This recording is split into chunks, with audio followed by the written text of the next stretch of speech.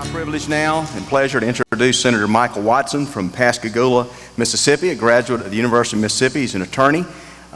What information I have right now, he's the Constitution Committee Chair and the Drug Policy Vice Chair, member of the Pascagoula Rotary Club, the Ole Miss Alumni Association, NRA, the bar, all that good stuff. So Senator Watson is throwing me off the stage right now.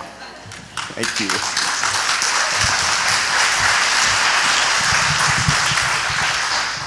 Gracious. I'm ready to charge the gates now. That's incredible. Look, a few things to get started here. Angela and myself have done this several times. Is the sound okay? Can you hear? Is it too loud? We've done this several times, and what we try to do is to educate simply on facts. I'm not here to give you an emotional charge. I'm not here to get you to charge the gates like she did. I'm here to give you facts. And what I want you to do is once you hear those facts, don't take it for solid gold. I want you to do your own research to make sure I didn't tell you a story. Now, I'm not going to. I'm going to tell you nothing but simply facts. But I want you to verify it yourselves so you know that you're standing on solid ground. Because when you have the facts in your mind, you can argue them yourself and you won't need me. Now, I want you to need me, but you don't need me then. So we're going to walk through a few things. I'm going to do a meat and potatoes, basically of what Common Core is, where it came from. Angela's coming up now. Welcome, Angela. So I'm going to do a meat and potatoes introduction. She's going to get some high-level stuff. And then on the questions, I don't mean to throw this thing out of whack, but don't worry about writing them down. We want you to come up and ask whatever you want to. You know, every time I go to one of these things, most of the times it's when a school district runs them, they make you write your questions down and then they don't ask the questions that you really want to ask. So we have nothing to hide. You ask whatever you want to ask and we're going to answer it. If we can't answer it, we'll find one for you.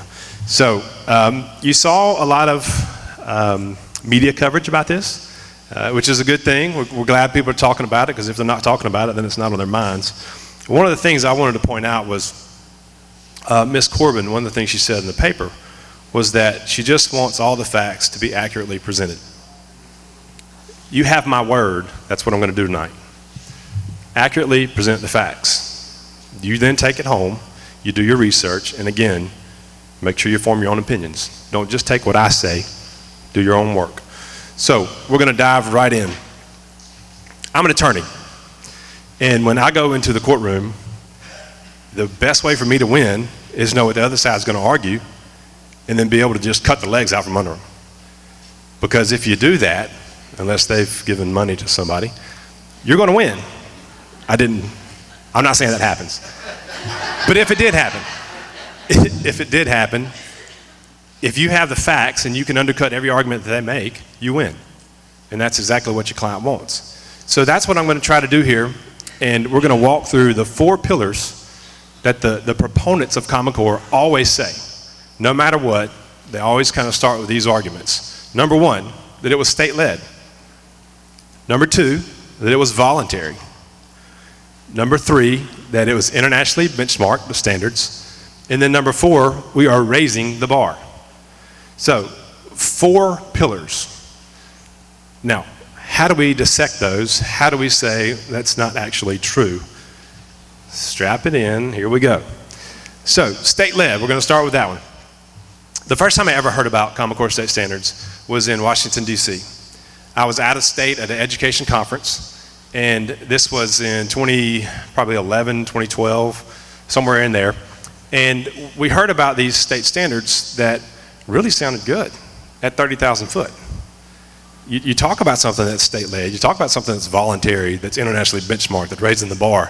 Man, I want in. Let's get some of that. But when you dig a little deeper, you have reason for question. So, state-led. This was created by basically 2 trade organizations, the NGA, the National Governors Association, and the Council of Chief State School Officers, the CCSSO. So they get together and they start what's called Achieve Inc. Achieve Inc. began a national standards and benchmarking project back in 1998. This is a long time before Common Core State Standards was ever talked about. Nobody knew the name Common Core State Standards. Now, real quick on the NGA. The last NGA meeting I went to was hosted on the coast. It was several years ago. There were 13 governors there. So when somebody tells you the NGA is representative of all the states, this was a state-led, all the states were involved, that's just simply not true. Not even all the states are members of the NGA. So understand, even if they say, well, the NGA is all the governors and that's how it got started, that is how it got started, but they're not all representative of over 50 states. So it wasn't state-led in that aspect. CCSO, the same thing. Not every state are members of the CCSSO. So these are outside organizations, trade industries, trade organizations who are basically come up with this idea. We're going to come up with these standards and we're going to spread them out to the states.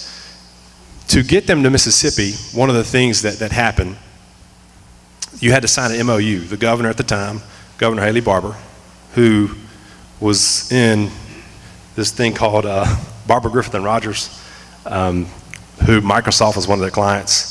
We'll talk a little bit about Microsoft later. There's this guy named Bill Gates. He runs it. He gave a lot of money to Common Core State Standards. So that's just a little highlight. I'm going to jump all over the place. So you're going to get factual information. I want you to kind of draw it all in, and then we're going to paint a picture at the end for you. So the NGA, again, created this entity, Achieving. You had to sign an MOU to sign up to it. But the other interesting thing about that is the NGA and the CCSSO have a copyright on these standards. They own them. I'm going to tell you why that's important a little bit later.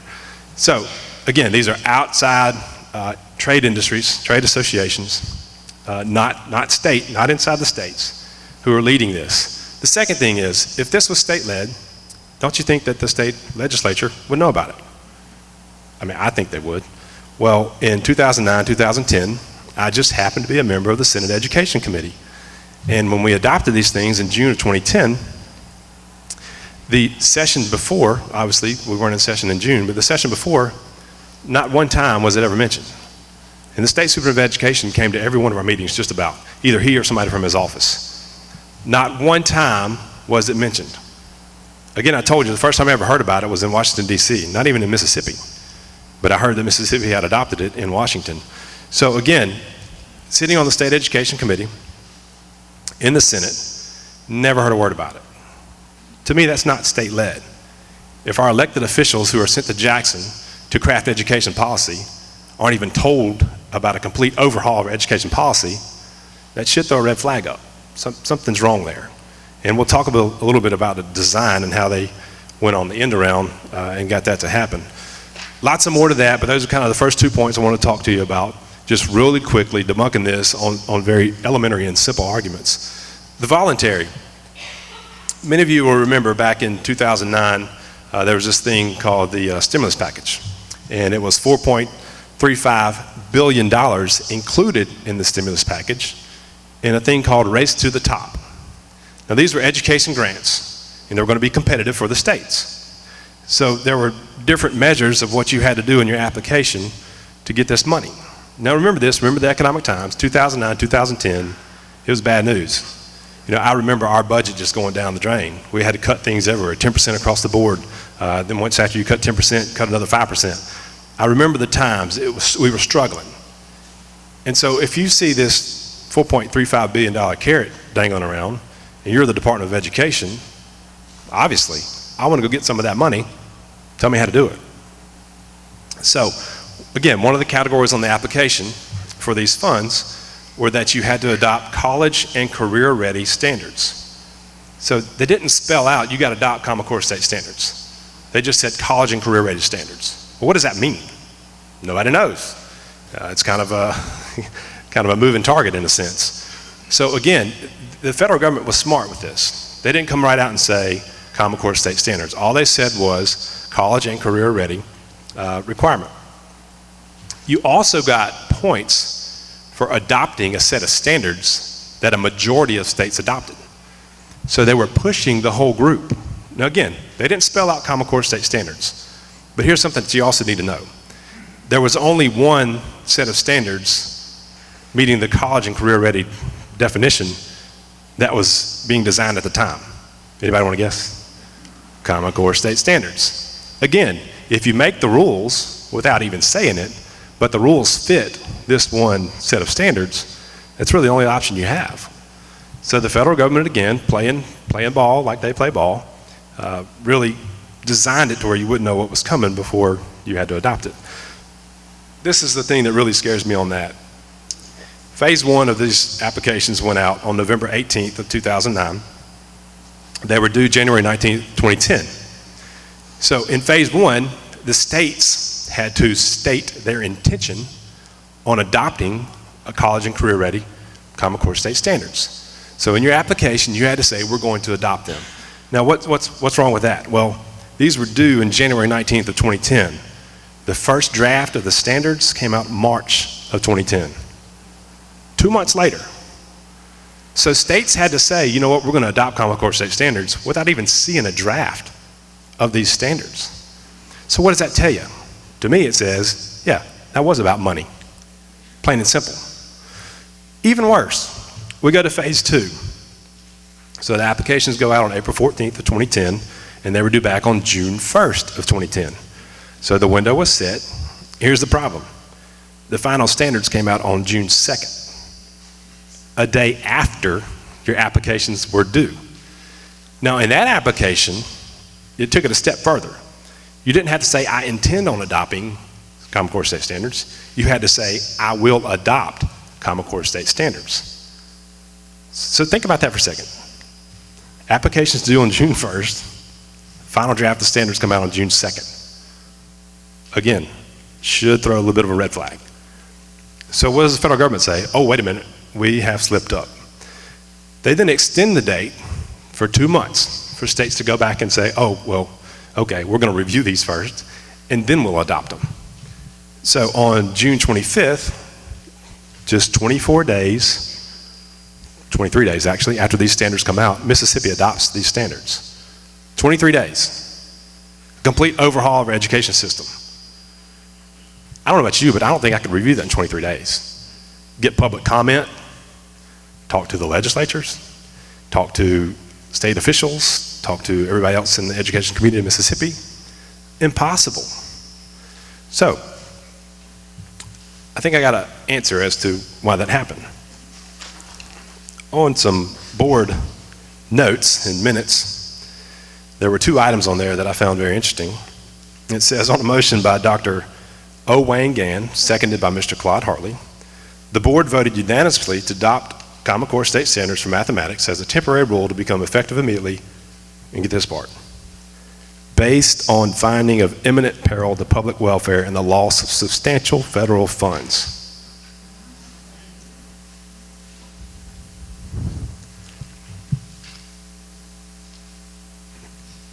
It wasn't about money though. But the minutes say it was about losing federal dollars. Not one time in those minutes does it say these standards are rock solid. They're going to be great for our children. No, it says we may lose some federal dollars, so we have to adopt these. The very next item, in which I saw this addressed in one of the educators' comments in the paper, it says English language arts, literacy, history, social studies, science, technical subjects. It's not just math and English. It's the whole gamut. So again, that next point, number 10, also said due to imminent peril to public welfare and the loss of substantial federal funds. So don't tell me the State Board of Education didn't adopt this for the money. Don't tell me this was voluntary when you're dangling a $4.35 billion carrot in front of me. No, coercion, I could buy that. Some people call that bribery, possibly. So understand, when they say it's voluntary, that's just not true if you know the facts behind it. Another thing some of you probably saw in the news here lately, anybody see what happened to Oklahoma when they repealed Common Core state standards? The Department of Education, the federal government, slapped them really hard and revoked their NCLB, the No Child Left Behind waiver. Again, this is voluntary unless you don't do what we tell you to do. And then we're going to punish you. So, state-led, no way. Voluntary, absolutely not. Let's go to the next one. Internationally benchmarked. Not one single Common Core state standards expert has pointed to a single country, nation, you name it, whatever, that's international, on which these standards were benchmarked. Not one. Now, we have a group, it's called the Senate Conservative Coalition, and we asked our interim superintendent, actually, Angela drafted a letter, we asked our interim superintendent, hey, just give us one. Where did these standards come from? Give us one of these nations that it was internationally benchmarked against. Well, she couldn't do that. But what she did was, gave us a few. Well, these are a couple where they came from. Couldn't cite it, couldn't cite a specific instance, but just gave us a few. And she said Finland, Singapore, Canada, and a few others. Well, the problem with that is Singapore, and anybody that does education information, is number one in math. Common Core state standards math doesn't touch. Nowhere near Singapore. So again, that doesn't hold water. Not one, not a single one Common Core state standards expert can tell you any nation that any of these standards were benchmarked on. Not one. That's not a lie, that's straight fact. Matter of fact, when they did it on their website, the website when it first came out, one of the points was internationally benchmarked. Well, they have gone back and changed their website because they got caught. It now says internationally informed. Now, I don't know about you, but benchmarked and informed is a real big difference, especially when you're talking about standards. Informed means, well, I read them. Benchmark means this is stuck to this benchmark. This is the bottom line. We will be better, this good or better. Informed means, again, I read it. That doesn't mean that I crafted anything on it, but I read it. International benchmark doesn't work. So that's 3. Now, this next one's pretty fun. Raising the bar. There's way too much to say on this, but I'm going to give you a couple examples from Common Core state standards writers. The very people that wrote Common Core state standards. Jason Zimba, he is a professor and education consultant. Again, one of the main math writers. He said, if you want to take calculus your freshman year in college, you will need to take more mathematics than is in Common Core.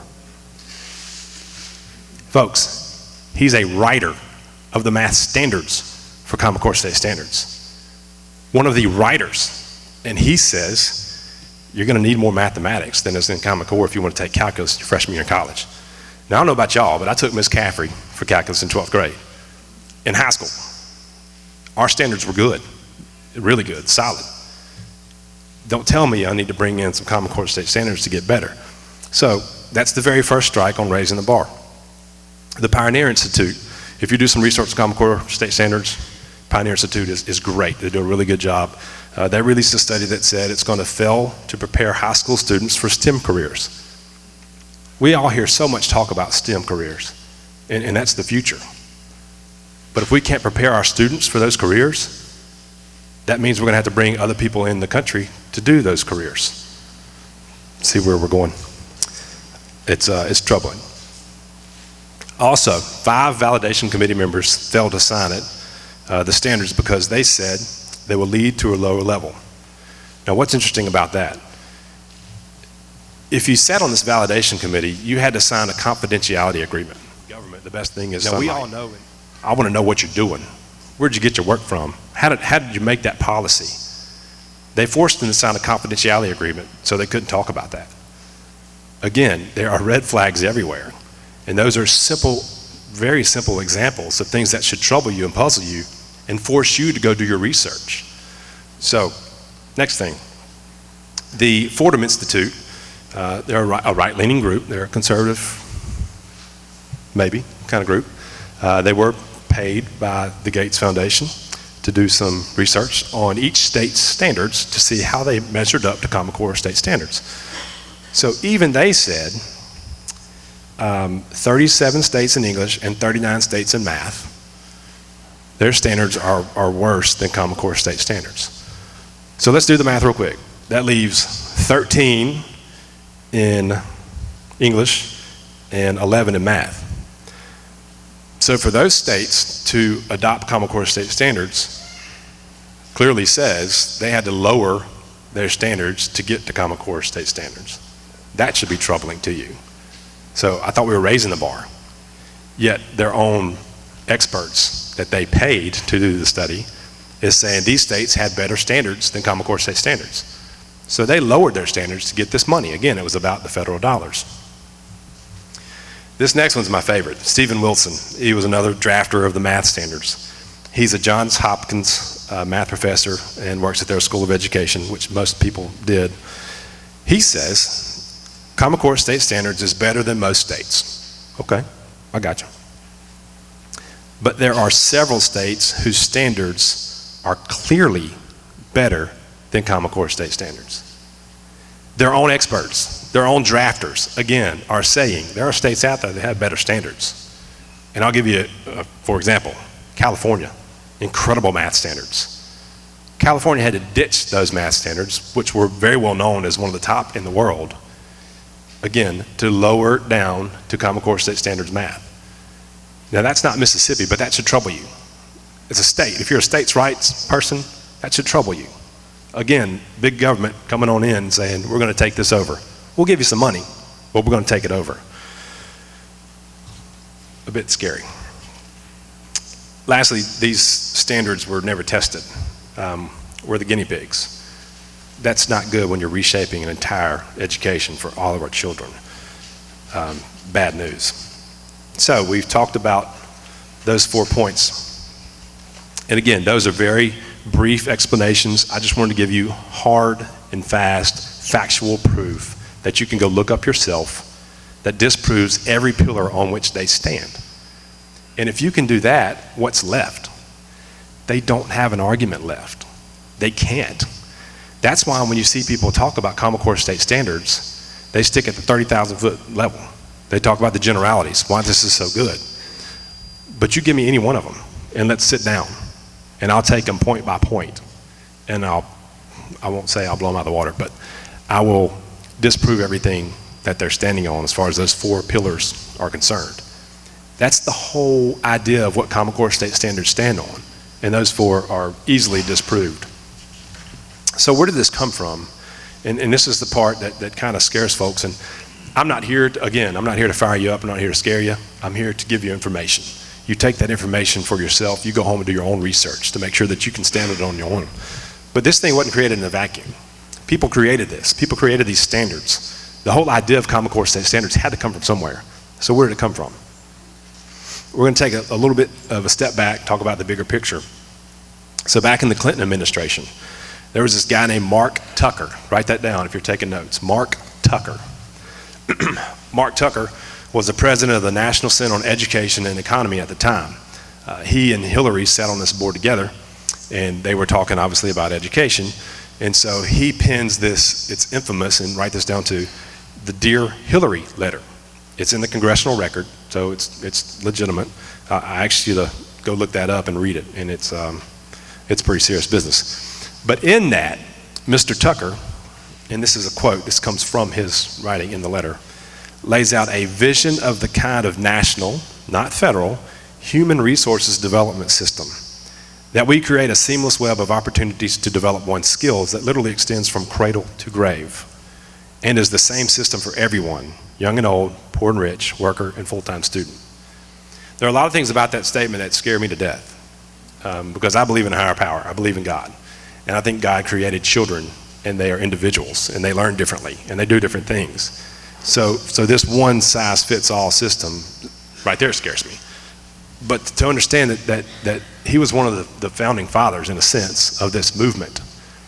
And a lot of it was based on Germany's system. If you haven't looked at Germany's system, I need you to go do that research as well. So, David Coleman, another name you need to write down. He's one of the lead architects, one of the major names. You can't miss his name if you research Common Core state standards. He did an interview in the Atlantic, and I ask you to go look that up, David Coleman's Atlantic interview. And he talks about his affinity for the Germany system. Now, does anybody know what the Germany system does? Is anybody aware of it? So basically, you take a test in about the 8th, 9th, 10th, somewhere in there, that age group. You take a test. And in whatever area you score highest on, that's what you're going to do for the rest of your life. So some people say, wow, really? Is that really true?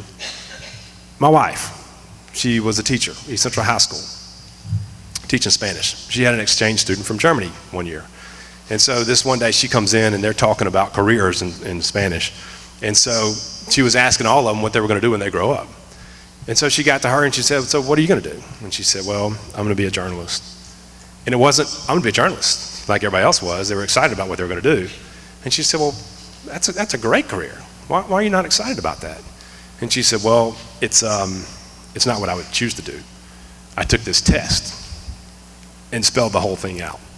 And so I scored highest here, and so the government is forcing me to do that as a career. Folks, that's not America. Anything that could possibly lead to that has got to die, period. That's not what we do. So these folks that help create these standards, do the research, what do they think about education? What's their goal? How do they design this and why do they design this? That's what you're going to find. Important to note, David Coleman, the name we just talked about, he is the CEO chairman of Achieve Inc.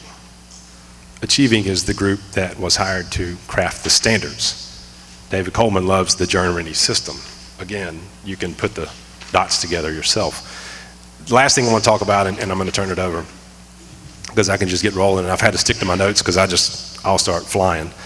The assessments. Has anybody heard of PARC? Does anybody know what that is? Okay, good. PARC and SBAC are the two consortiums. So basically, also in this stimulus package, there was $362 million where the federal government funds these two assessment consortiums, SBAC and PARC. So they're paying them to create these assessments. Again, but the federal government has nothing to do with Common Core state standards. If you believe that, then I've got some land to sell you in the small. So they pay $362 million for these consortia to develop these assessments. They funded these organizations to create the test, and as we all know, testing eventually drives curriculum. Now you're going to hear from your local folks now, and it's not foreign. It's not just DeSoto County. It's Pascagoula. It's Moss Point. It's Ocean Springs. It's where I'm from. They're going to say, well, no, we're creating the curriculum. That's, we're in control here. And I'll say, okay, maybe you are right now. But when you take these assessments and your students start bombing them, you're going to have to change your curriculum. And if you want to score better on the test, then your curriculum is going to have to be reflective of those tests. So the federal government, in an indirect manner, they're smart. They're smart. In an indirect manner, they will indirectly control curriculum. And it may not happen right now, but it will down the road, because these are driven by assessments. The federal government paid for these assessments. A couple of quotes. If somebody tells you the federal government has nothing to do with Common Core standards or the assessments, this is from the federal government's own website, the Department of Education. This is not made up. This is their language. They established a program officer in the Department of Education who has the power to redirect consortia activity if the outcomes aren't consistent with intended project outcomes. Wait a minute, what? They have the power to redirect the consortia activity if the outcomes are inconsistent with intended project outcomes. So if it doesn't look like the federal government wants it to look, they can change it. But they have nothing to do with it. Really? In March of 2013, they created a technical review board.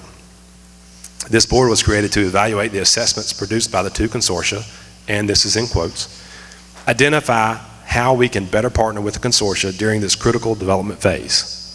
So again, they had nothing to do with it, but they're going to partner with them to make sure the assessments are crafted like they want them to. Folks, you put all that together and it's irrefutable. The federal government's so entangled in Common Core state standards and the assessments, it's unbelievable. From paying for it, to helping create it, to driving these assessments, which will eventually drive curriculum, they will eventually indirectly control curriculum, period. That's factual information. That's their information. I didn't make this up. Our guys didn't make this up. This is coming from their source. The good thing about this is we got a lot of folks to fight it, especially you. I'm going to tell you, I've been at the state capitol for 7 years now. Nobody moves until they're scared. What scares them the most? You do. It's a system that is designed for these folks in their minds. How do I get reelected? How do I keep getting reelected? How do you do that? You make sure your constituents are happy with you. And if they're not, you got a problem. You are the only people that can beat Common Core state standards, period. We can't do it alone. But if we have you behind us, we're going to beat this thing. And we will win. Mark my words. We're going to win. You guys have sent us 2 great senators. Thank y'all so much. We love them. They have been an integral part of the Senate. Very handy to have up there because they know the issues. They argue well for you. They represent you well. So thank you for them. There's a lot more to talk about, but I'm going to let Angela go.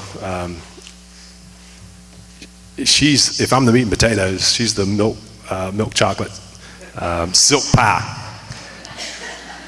This lady right here is a dynamo, a rock star. So when I said fasten your seatbelts earlier, it wasn't for me, it was for her. So Angela, come on up here and educate these folks a little bit.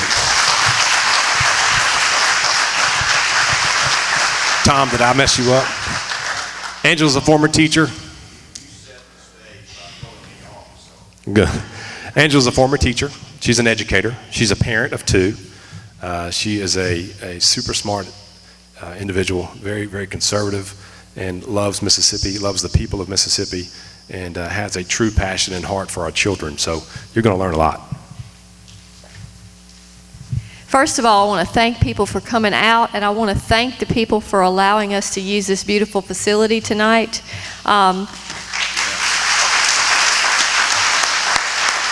The thing that is most encouraging to legislators like Senator Parker, Senator Massey, Senator Watson, and I believe we have Representative Medetol here, is when people do get concerned, because after all, you're the taxpayers. This is your government. This is not our government. And when I got elected to the state Senate, I told my folks, I said, if I ever start acting like anything besides a taxpayer, for goodness sake, send me home. Because we're taxpayers. And one thing I want to note, Mississippi is kind of unique because it's basically been the Senate Conservative Coalition in this state that has stepped out and opposed Common Core, mainly because I was a school teacher. Didn't teach a long time. I mainly raised kids, but I did get my undergraduate degree in science education from the University of Southern Mississippi.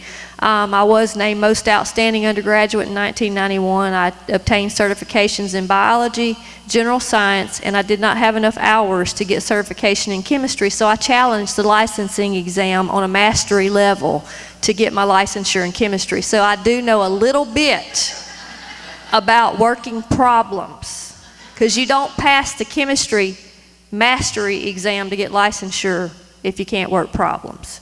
So as a person with a science and math background, I immediately saw problems with Common Core math standards. I had a few math teachers say, look, you need to look at this. One math teacher that had 10 students out of 30 in her class score perfect on the state algebra test said, you need to look at this.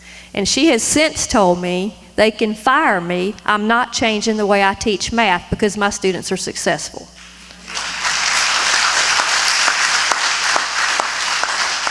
My daughter had this teacher, so I know what kind of teacher this is.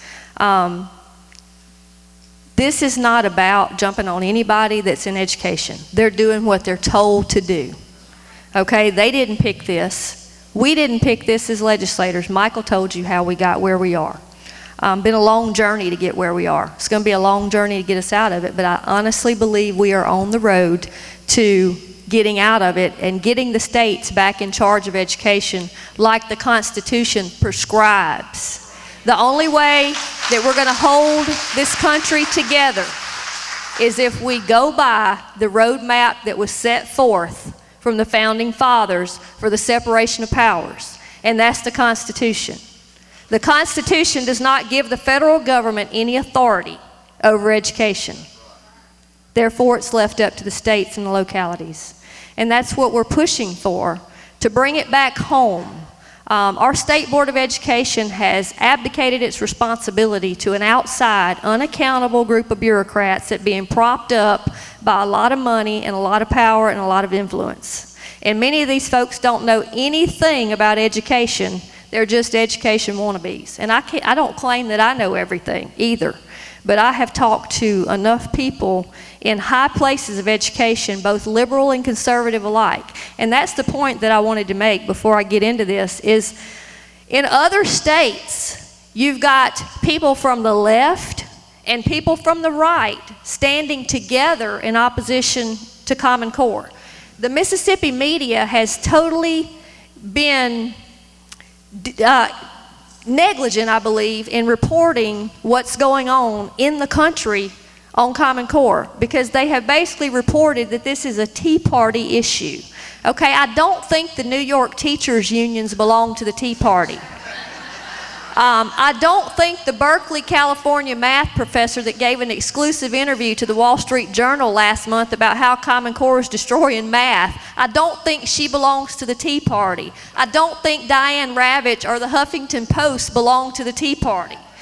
So it needs to be noted that educated people on the right and the left see the flaws in this program, maybe for different reasons, but they still see flaws, major flaws. So, you know that it's in the news.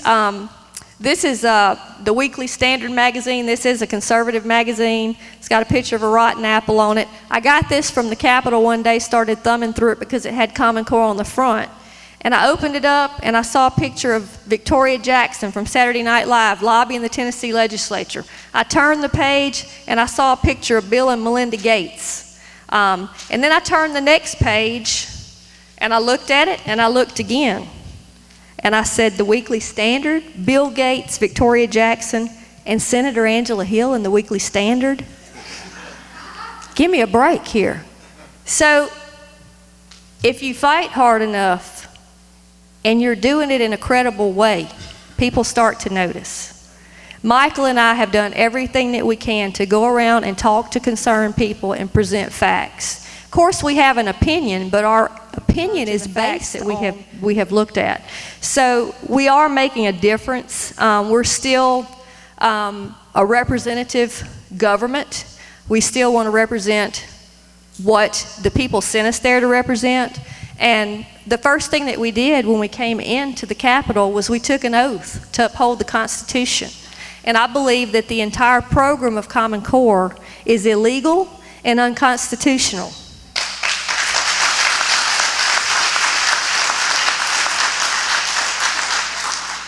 And if you look at the government documents that go along with Common Core, you will immediately find that the printed material and the actions of the National College Board, the actions of Park, and all the people that are involved in Common Core, their actions do not match their rhetoric. Their rhetoric says raising the bar, more competitive, global marketplace, rigor, okay? This is a document that I have in my hand from Park, and this is going to go back to what Senator Watson said about STEM, okay? When the Fordham Institute, who is paid by Bill Gates to evaluate all state standards against Common Core, you know, they had to give Mississippi a C. They couldn't even give us a failing mark, and they said Mississippi's math standards are actually pretty good. Said they're very efficient in STEM content. Said they just need a little clarifying in a few places. That's what Fordham said about Mississippi's math standards. They are good in STEM content. Gave them a C, even when they're being paid. A little state like Mississippi that's at the bottom, our standards by a group that's being paid to find flaws in standards could only mark ours a C and only could say, well, they need a little clarification here and there, but they're basically good standards, high in STEM content, good. Well, this is what Park says about Common Core. This is their own document, came off their website. If you see the bottom of it, it's got their label on it. I got it from the Board of Education in Jackson, just happened to find it. This page happened to be the last page in a notebook they gave me, and it tore out and fell out of the trunk of my car when I took the notebook out. So I picked it up and looked at it, and I started reading it. And it was a revelation. It says, In the best view, the college and career-ready line in the standards can be seen as a milepost, not a finish line. It is a line best crossed with velocity. In particular, students who wish to pursue science, technology, engineering, or mathematics majors, in other words, STEM, or who wish to do college-level work in high school, such as advanced placement or international baccalaureate courses, must progress well beyond the initial threshold of college and career readiness as defined by the standards. But Mississippi's math standards by Fordham's own admission were good in STEM content. And Park says Common Core doesn't meet STEM requirements. And then you've got this little paper that the National College Board, a reporter was in a meeting with some superintendents where Trevor Packer, the Senior Vice President of Advanced Placement at the College Board, the National College Board that David Coleman is the president of, Trevor Packer, in talking to some superintendents, says the College Board is going to align the AP courses to align with Common Core. But it says, despite these measures, there are still difficulties in reconciling many AP courses with the Common Core. In particular, and I'm quoting, AP Calculus is in conflict with the Common Core, Packer said, and it lies outside the sequence of the Common Core because of the fear that it may unnecessarily rush students into advanced math classes for which they are not prepared. So this is the actions by the National College Board. It says that Common Core math is in conflict with AP Calculus. Okay? So gathering from this, there's not going to be any AP Calculus, best I can find, anymore. It says, moreover, the College Board may offer an AP Algebra course, although no plans are definite, which may supplant AP Calculus, particularly in schools rigidly adhering to the Common Core standards. So that's the College Board's words about STEM and advanced level math, and this is Park's words that I read you. So don't take my word for it, read their own words. So they're basically telling you, and Jason Zimba, like Michael said, one of the writers of Common Core, said that Common Core math would prepare students for a community college or a non-selective college, not the colleges that most parents aspire their kids to go to. So that basically says workforce development. And that goes along with Mark Tucker's plan for human capital development to meet the workforce. So education in the classical sense with Common Core is gone. It's basically a workforce development program by their own admission, the creator's own admission, a workforce development program. So that's some of the things that you can find if you dig into the literature. When we were having the debate over Common Core, the limited debate that we did have, we were called conspiracy theorists. You know, the UFOs and the black helicopters are coming by some of our colleagues. And, you know, my answer to that is, you know, I'm in good company if I'm going to have to wear the tinfoil hat, because the Missouri governor, and this is a magazine, has signed a bill to repeal Common Core. The Oklahoma governor, Mary Fallon, who is actually the chief of the National Governors Association right now, has signed her state out. Governor Nikki Haley in South Carolina has signed her state out. Mike Pence in Indiana has signed his state out. Governor Jindal in Louisiana, my neighboring state, I'm about 12 miles from the state line. Governor Jindal is in a lawsuit with the Obama administration and his own Board of Education to try to get Louisiana out of it, because these folks took their word and believed that it was what they were told. But it was like the health care. You got to pass it to see what's in it. But we know what's in it now. And we don't want it. I think we can do better. I mean, I had 7 bills that I filed. I thought maybe one of those bills would be palatable. I gave a bunch of different ways that we could solve this problem. One bill simply got us out of Park and got us back in control of our testing. We find another test that, you know, where we'd have a test developed that we're in control of. One of the bills just took and replaced Common Core with those states that even Fordham said were higher standards than Common Core. One of my bills replaced California's math and took Texas language arts standards. Or we could have picked Massachusetts, or we could have picked Minnesota's math. All those are world-class standards. Massachusetts competed in the international test as a state instead of a country. They scored with the top countries in the world on those standards that they ditched for Common Core. And we all know, if you do educational research, you know that standards really are not what has the greatest impact on performance in education. So this is really a lot of hype to sell a lot of products, to make a lot of money for a lot of people, cost taxpayers and the teachers and the administrators a lot of headache. You know, every so often in education we have to start over and reinvent the wheel so we can sell a bunch more products. But now it's even gone farther. And the reason why we really need to get out of PARC is because there's been an agreement for data sharing between the PARC Consortium and the United States Department of Education to share student-level data with the Department of Education. And then the Department of Education basically can make that data available to whomever they deem has an educational interest. So this is basically using your child's intellectual property to be marketed by the U.S. Department of Education to basically do research, create products, or whatever. So before you know it, you'll be getting emails at your house saying, little Johnny didn't do so hot on this section of the test, I need to sell you this product to help him out. So there's a lot of areas of concern. We've tied teacher evaluations to these tests that we've never seen before. We don't know what the cut scores are going to be. That was a part of getting the waiver and a part of trying to get Race to the Top. Now, talk to some experts in the education field. Talk to Dr. Sandra Stotsky yesterday. You need to know her name. She has gone all over the country speaking against Common Core. She wrote Massachusetts' superior standards that they had prior to Common Core whenever they were heralded all over the world as some of the best standards. She's not making any money for speaking. All she ever wants is just somebody to, get her there and get her home. And that's the same way we are. We're just here because we care. And Dr. Stotsky said, if you lose that No Child Left Behind waiver, that's not the worst thing that can happen. Because that money that they're threatening Oklahoma with, they're not going to lose that money. It's just that 20% of that Title I funding is going to be dictated how they spend it. See, the waiver gave them authority over that extra 20% to spend it however they wanted, so now the government's going to be able to dictate how they spend it again. And she said, so what?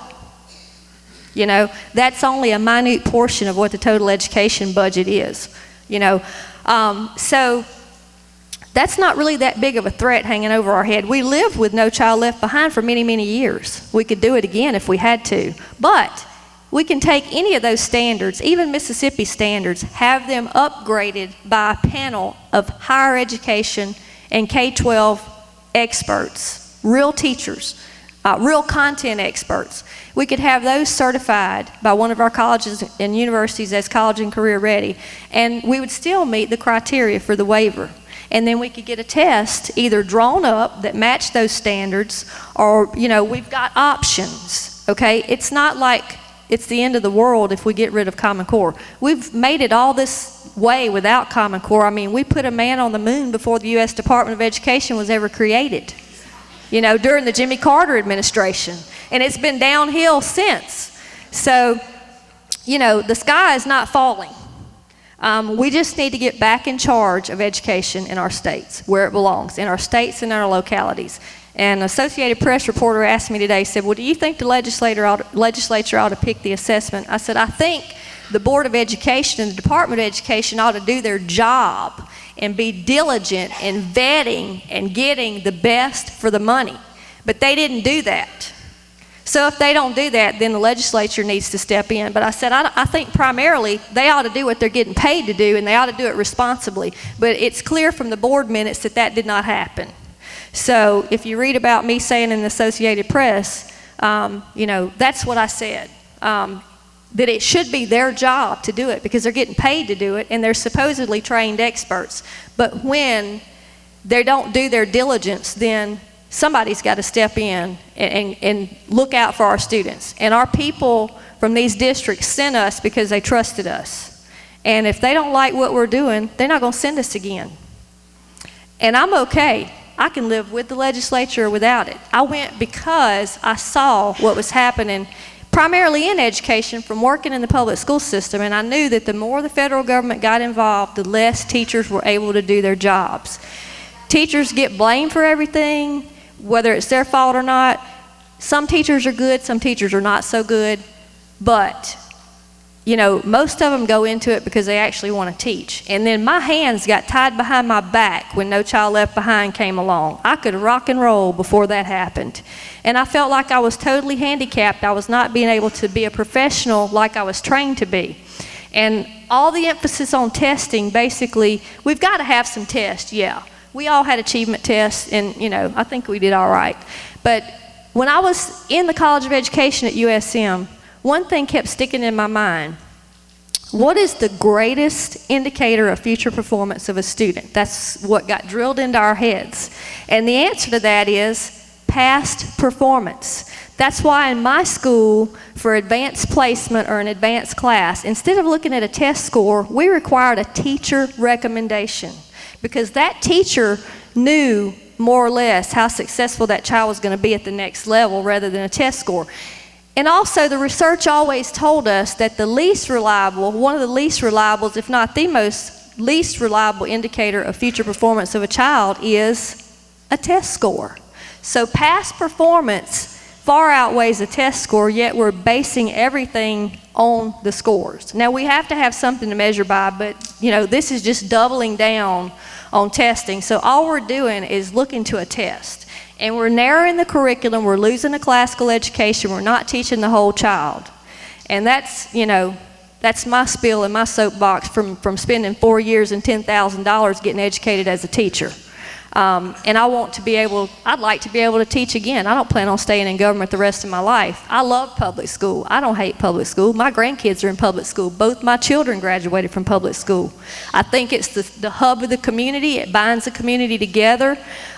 There's always going to be a need for public schools because in Mississippi, not everybody can afford to choose. But I think we need more choice in public schools. When the schools are not meeting the needs of the parents and the children, then they ought to have an option. And that's another thing that we've been working on, is to give parents options. And No Child Left Behind, it did give an option when the school was in school improvement or was deemed a failing school. If there was another school in the district, that document provided for that child to be able to go to that school till that other one got straightened out.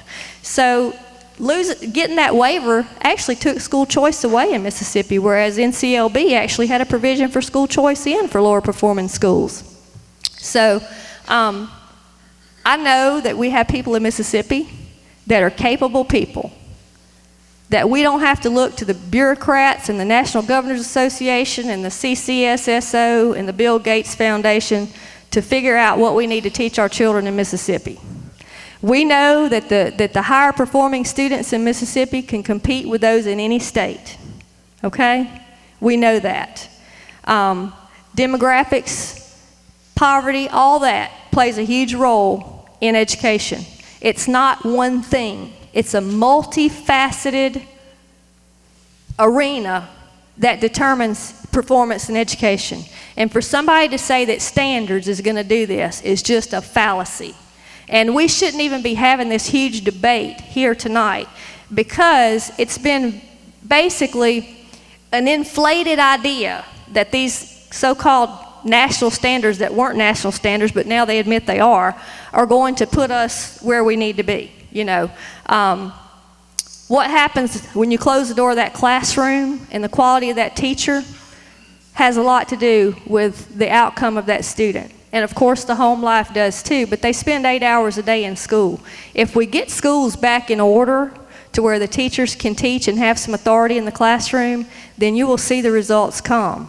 You know, I never looked at a test, ever, when I was teaching, to see what was on it, to see how to teach to the test. I never did that. But my kids always scored well. I mean, I always had kids improve because I taught the material. I didn't teach the test. And it'll come. So that's what we want, is we want to get back to a system that works, to where we can have morale in the school systems amongst everybody. We are not here to say that anybody's doing anything wrong. We're just here to say that we think we can do better.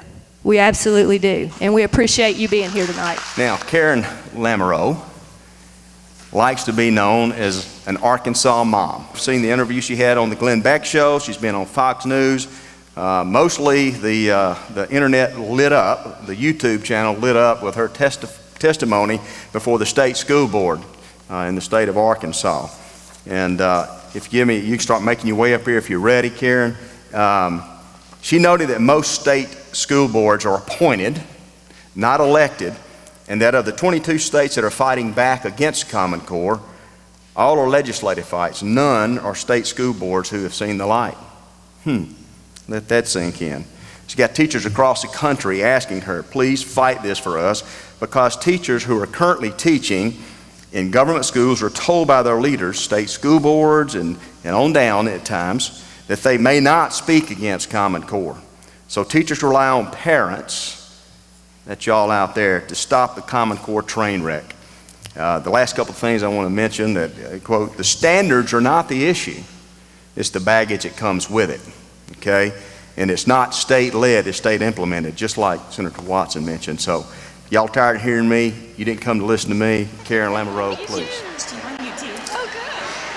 Now, the reason why I'm asking you to do this is because you are going to need the people in this room.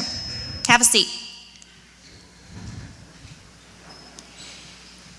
We are standing in solidarity together.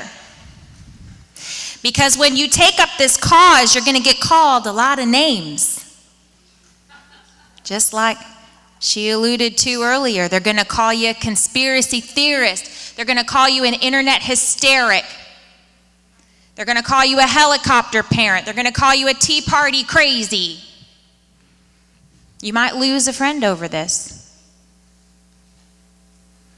So it's important to surround yourself with like-minded people who believe in liberty and freedom and the American dream and just plain old common sense, right? So before you leave here tonight, exchange some email addresses, exchange some telephone numbers, send each other friend requests on Facebook. Make the people in this room your allies. Get to know them. There is power in numbers, all right? Now, this PowerPoint that I have that I take all over the place is kind of long, and some of the things we've already had some attention to, so some of these slides I'm going to go through really quick, and then others I'll spend more time on.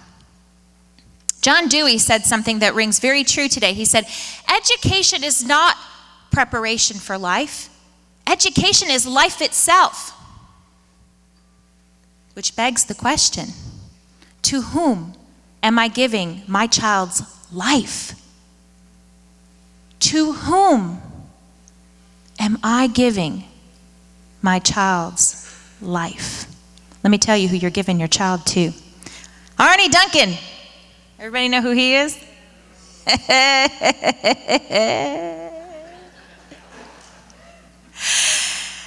He's from Chicago. He's a professional basketball player. He played professional basketball for Australia. Never taught in a classroom in his life. But you know, he's balling down in Chicago with Barry and all of his buddies, and he gets the job of the Secretary of Education. He made some interesting remarks in his 2010 speech to UNESCO. And I want you to write that down. That's something I want you to go home and get online and read. You need to read the 2010 speech to UNESCO, UNESCO. Just Google. Isn't that sad that that's a verb now in our language? Go home and Google Arnie Duncan, UNESCO 2010. And read that speech, because that speech that he gave at the UNESCO conference details, outlines this education reform from start to finish. It gives you a lot of information as to the intention of the standards, the testing, the data, all of that is there. He affectionately refers to our children as human capital, not students, not children, not our greatest resource or blessing or whatever other warm and fuzzy word you can come up with. Human capital. And a lot of the Common Core proponents will use that language too. Now, one thing that really stands out is he says, traditionally the federal government in the U.S. has had a limited role in education policy. Well, yeah, because It's what it says in the Constitution. It's how it's supposed to be, right? But the current administration has sought to fundamentally shift the federal role. Well, haven't we heard that before? We're just fundamentally shifting everything around. I'm going to fundamentally shift this because it's getting in my way. All right. All right. He goes on. Our goal for the coming year, remember this is in 2010, the year that the standards were adopted, will be to work closely with global partners, including UNESCO, to promote qualitative improvements in systems strengthening. This goal can only be achieved by creating a strong cradle-to-career continuum. And boy, will you hear that phrase a lot in Common Core world. Womb to tomb, cradle to grave, cradle to career, it's all same. Starts with early childhood learning. There's your mandate for universal pre-K. And extends all the way to college and careers. All right. So why is Arnie Duncan at the UNESCO conference talking anyway? Who's UNESCO? How many people in the room know what I'm talking about when I say UNESCO? Can you give me a show of hands? You remember George W? In 2003, George W. signed the United States up into a cooperative agreement with UNESCO. That's the United Nations, education, scientific, and cultural organization. So UNESCO is the education arm of the UN. There's a lot of media hubbub about that when that happened. You can get online and read all the articles that were in the news, people complaining about that. But it went forward anyway. So, as a nation, we have a cooperative agreement to do education a certain way as mandated by the United Nations. So, let's find out, what are the United Nations ideologies about education? Well, they've got a handbook. It's called, Is There a Way of Teaching for Peace? It says, number 1, downplay nationality, lest the child identify too strongly with their country. Number 2, teach peace as defined by social equity, not just the absence of war. Number 3, teach sustainable development. Oh, Lordy. EPA. Okay. Teach local to global activism, execute the objectives, and report back to UNESCO. That is why, ever since we made that agreement, that every year the United States Secretary of Education, whoever that may be, goes to UNESCO and gives a speech. We're holding up our end of the bargain here. Okay. But wait, there's more. Publication number 356. This was part of a 10-part teacher training series published by UNESCO. Now, this one's kind of old. This goes back to the 1940s, but anybody who studies the UN knows not much has really changed with that since the 1940s. As long as the child breathes the poisoned air of nationalism, education and world-mindedness can produce only rather precarious results. As we have pointed out, it is frequently the family that infects the child with nationalism. So, who's getting in the way of the UN? Parents, family. So noted. Okay.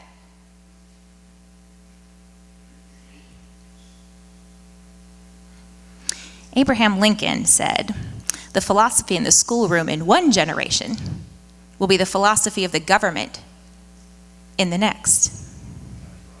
And this is why our Constitution was designed the way it was, to keep the government out of the schoolroom. So you heard a little bit about Race to the Top. And I'd encourage you, if you're going to look up something else, if you like to read and research things, get online and look up President Obama's State of the Union address when he announces Race to the Top. He sounds just like Jerry Maguire. He says, you show us your commitment to these reforms and we will show you money. And he pledges $4.35 billion of our tax dollars from the stimulus package to this effort. Don't tell me the federal government's got nothing to do with Common Core. It's got $4.35 billion to do with Common Core. That's federal tax money. Not only were the states asked to compete for this piece of the financial pie, but they were offered a waiver from No Child Left Behind. You heard that. Some of the worst provisions that resulted in the closing of so many of our local schools, but they also threatened our Title I money, and that's a big deal. So there was a great deal of coercion and threat here. It's not like winning the lottery. Now, in these applications, which averaged about somewhere around 300 pages each, there were 4 basic categories that you were scored on or graded on as a state. And those are known as the 4 assurances. Sometimes you hear them called the 4 pillars. Different than the 4 pillars of, I would say, propaganda. The 4 pillars of propaganda are what you gave them. I like to call them the propaganda parade. Here are the 4 things that the states were graded on. Now, it's important for you to understand that when we signed these Race to the Top agreements, they were considered contractual agreements. We are bound to these. Okay? It's not like you fill out an application and if you don't get the grant, it all goes down the drain. No. You're making a commitment to do this regardless before you figure out whether or not you're getting the money. So here are the 4 pieces of Race to the Top. The first one, common standards and common assessments. This infographic can be a little misleading because it says Common Core, and that's not true. What your senator told you earlier was they just had to be common, college and career ready, to the liking of Duncan, standards and new assessments. The second thing we had to make a promise to do was to establish an SLDS, that's a state longitudinal database system, using a P20 model. P as in pre-K. So the goal of this data collection initiative is to individually track our children from age pre-K until they turn 20 and enter the workforce. Are you with me so far? Okay. These are the 2 that I focus on the most. Now 3 and 4, and 1 and 2 happen to be the 2 pieces of this reform that get conservatives riled up. Okay? The Democrats get in when they see 3 and 4. They don't like these. Okay? Number 3 are your teacher accountability systems.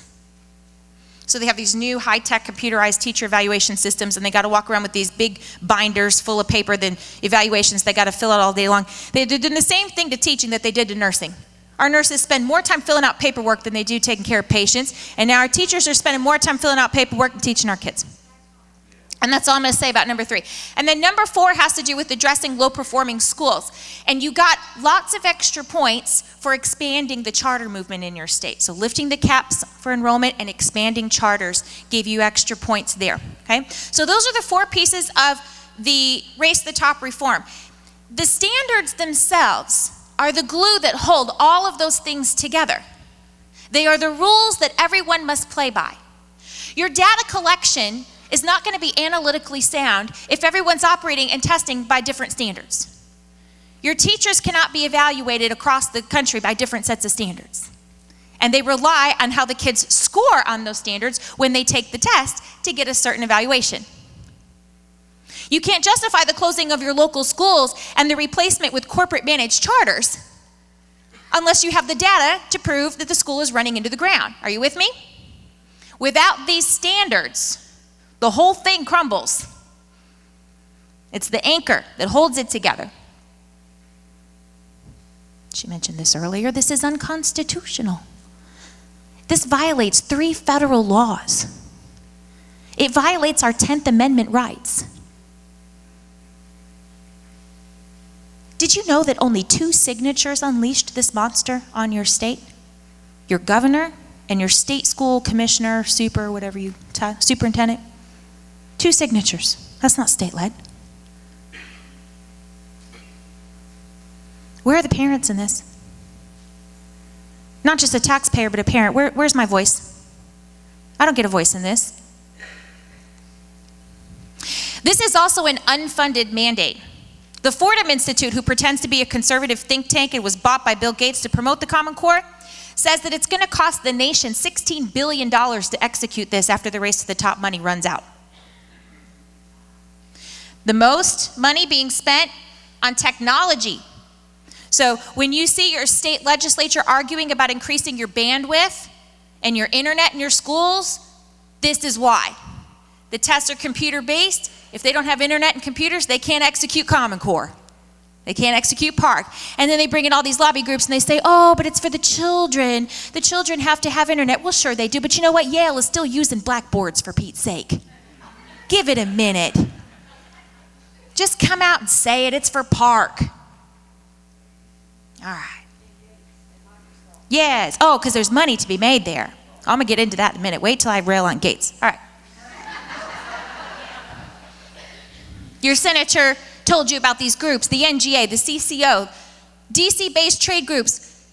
The NGA and the CCSSO are lobby groups. So if I'm a governor, I become a member of the NGA because we want to get together and go lobby DC for our interests as governors. They're not there as an elected body to represent you. The purpose of those groups is to go lobby DC. They're private nonprofit organizations, but get this, 50% of their money comes from you. Tax dollars make up 50% of their budget. Don't tell me Common Core has not got anything to do with the federal government. Strike two. They have closed door meetings. You cannot FOI these guys. There's no sunshine laws. You can't demand to see transcripts from the meetings when they were developing these standards. No, that's none of your business. That's their private business. They're not accountable to you.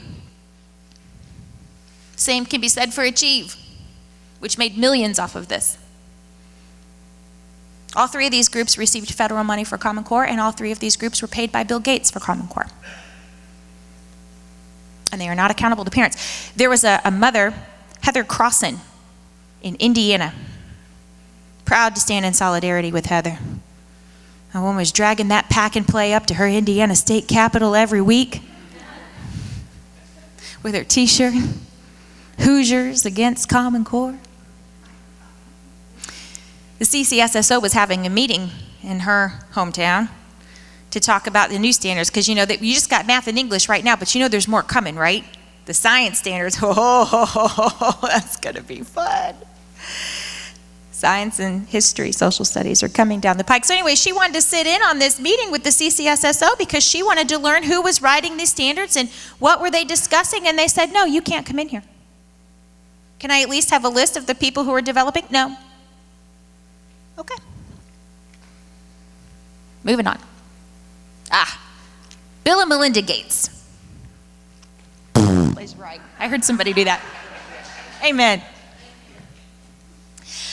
Oh, Bill Gates wants to change the world. So far, he has spent $240 million on Common Core. And it keeps growing, which is a good thing, really. I get excited. Like last year in September, we made so much noise, he had to throw another $1 million at his public relations people at New Venture. Let's make him spend all his money.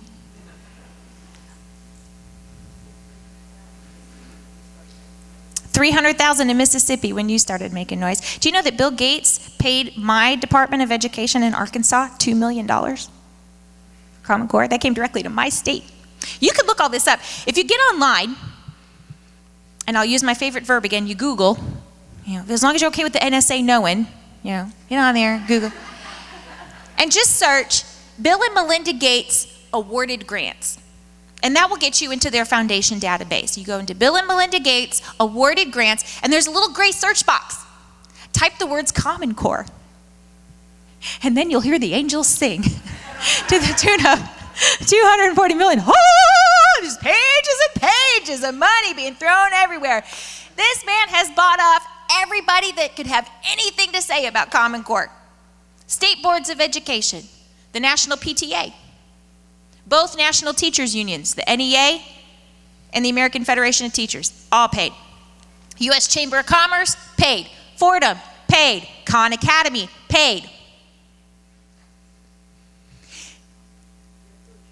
Oh, Jeb, don't get me started on Jeb. Don't get me started on Jeb, yeah.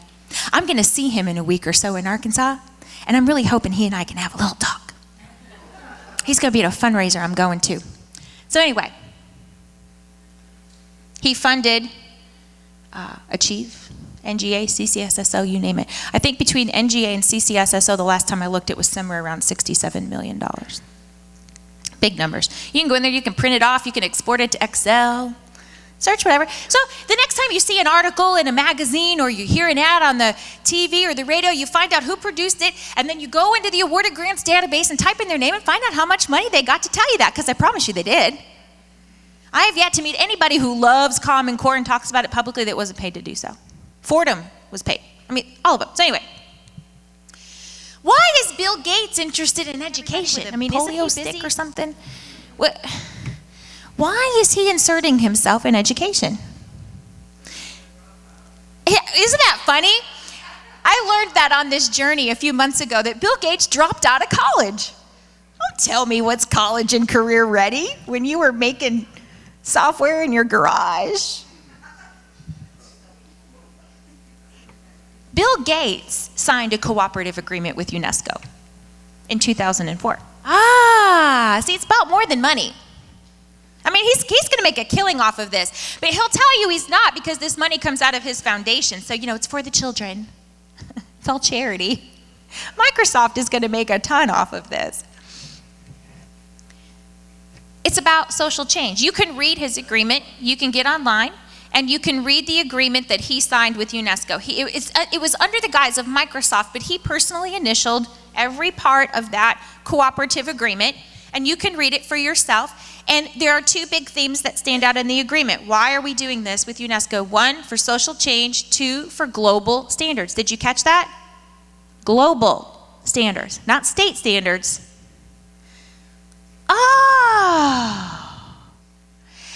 That explains why I saw that news article last year about parents in Malaysia complaining about student data mining. That explains why I got an email from a lady in Canada who said, we've been circulating petitions in all of our provinces because all of a sudden we got this wackadoodle math. Oh, that's why students are protesting in the UK over their outcome-based tests. That's why a school in Qatar is using Common Core on their website. Global, baby. Global standards. Let's not just dumb down the American kids. Let's dumb them all down. Bill Gates is the guy behind MSNBC, right? Microsoft, MSNBC. He's got his own little voice, the propaganda parade. Did y'all happen to catch the commercial that they aired in 2013 with Melissa Harris Perry? Okay. If you want to go home and you want to get really mad, get on your Google and search Melissa Harris Perry education commercial. It'll come up. It's on YouTube. There's a big to-do about that in the press too, in case you were sleeping then like I was. I can look it up now. She gets on this commercial, and it aired during a PGA golf tournament in 2013. And I'm paraphrasing here. You watch it for yourself online. But she says, we've got to get over this notion, this idea that your kid is yours and yours alone. These kids belong to all of us. And we've never spent as much on education as we should have. What? Education gets more money out of every state budget than anything else. And hey, you know what? If my kid belongs to her, I've got a little bitty one that's 22 months old. When she wakes up puking at 2 o'clock in the morning, I'm calling Melissa Harris Perry. Hey, she's yours. Come deal with it. You will find that there is a particular ideology that is commonplace among the people who push this reform. That ideology is very progressive in nature. It's very collectivist in nature. And if you know your history, I'll let you connect the dots on the last time the world heard these arguments. NBC Learns is an offshoot of this. This is an entire initiative that exists solely to support the Common Core, and they have a little summit every year. It's all sunshine and applesauce about Common Core, compliments of Gates, and probably a little bit of Soros in there too. All right, next slide. What's up with the math? Back in the 90s, these reformers, they tried to pass national standards. Does anybody remember that?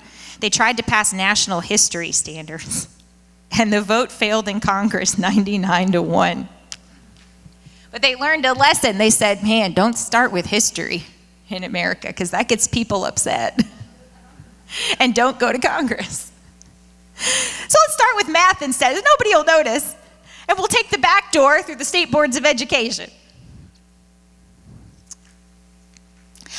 I get a little giggle out of this when I get past the fact that I know my kid's never going to get this year back and the math is detrimental. But the consolation in this is, man, you didn't think the math was going to be what got all these mama bears' attention, did you?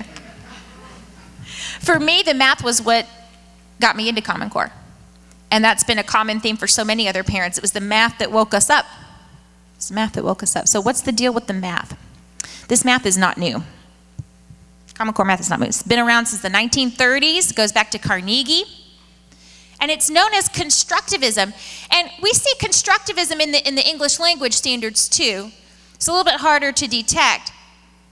There's some very disturbing tenets of constructivism, especially if you happen to be a very conservative-minded person. If you're a liberal type person, you may not take so much offense to some of these themes, but conservatives will.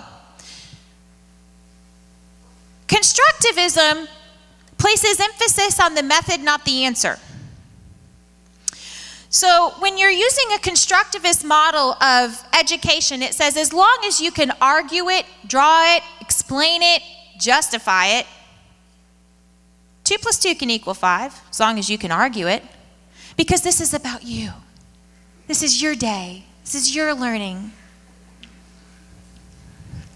Do they still require 1984 as required reading? High school, I wonder. They probably should.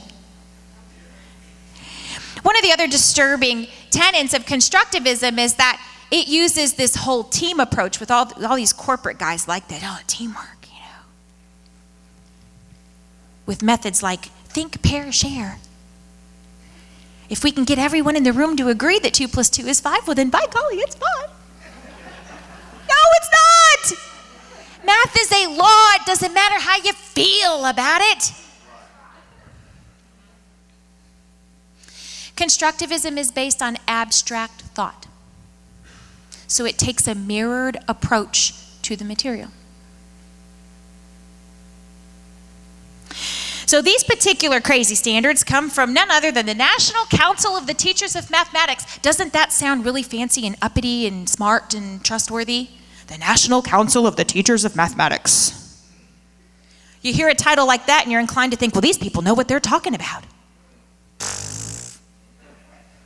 DC reformers.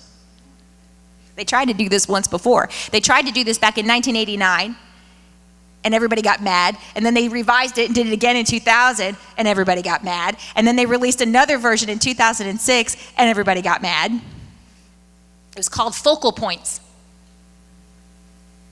So George W. calls this National Mathematics Advisory Panel and says, somebody please put this to rest. Can we please make a decision as to how we're going to teach math in this country, please? So they round up all these experts into this National Advisory Panel. Do you know what they found? You can look it up, read the report online. Constructivism doesn't work. Except maybe in remediation. And it leaves our elementary students in danger of not getting it.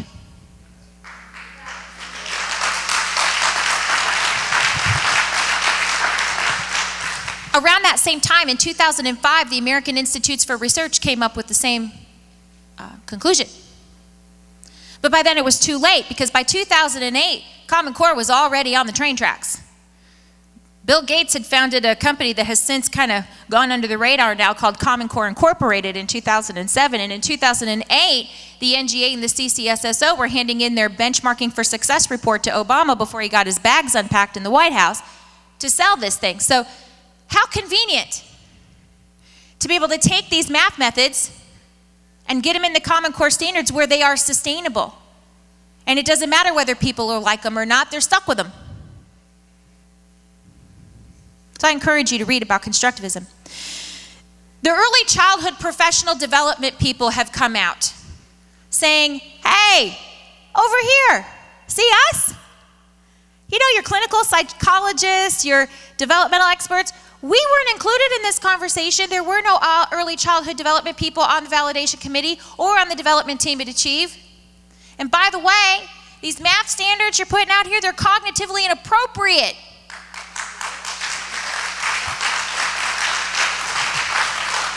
Children in elementary school are not wired to think abstract, you dummy. They are in the midst of their concrete thinking phase. They need standard algorithm and they need rote memorization. You know, the same bogus stuff that got us to the moon.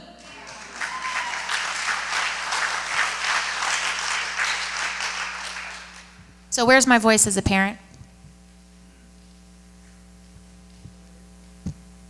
I don't have one.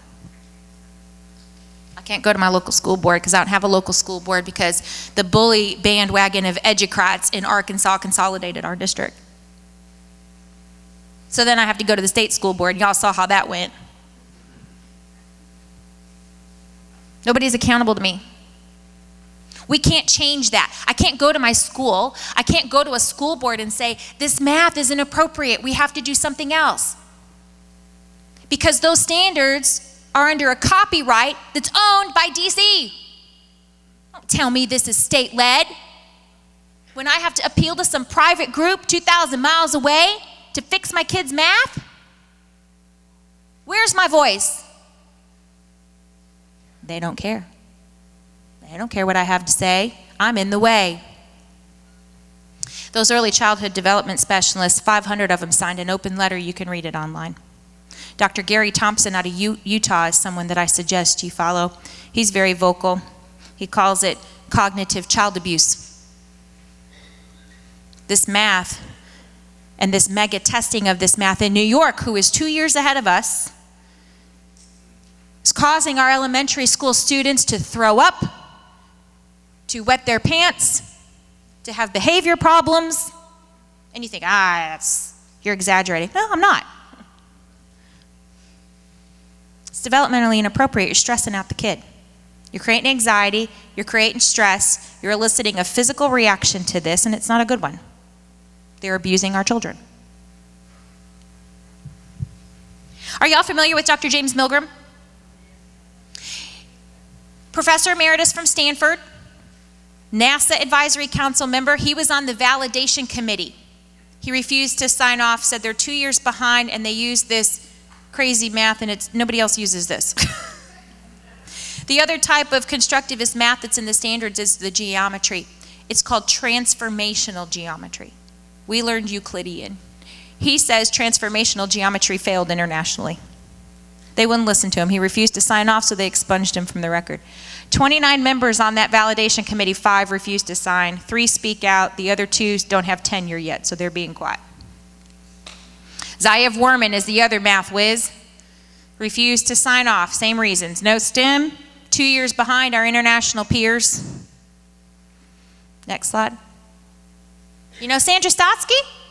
She's from my state. Talked to her yesterday. I had the pleasure of speaking with her in Louisiana. She's shorter than I thought she was. Didn't you think so? I walked up and I was like, oh, she's so short.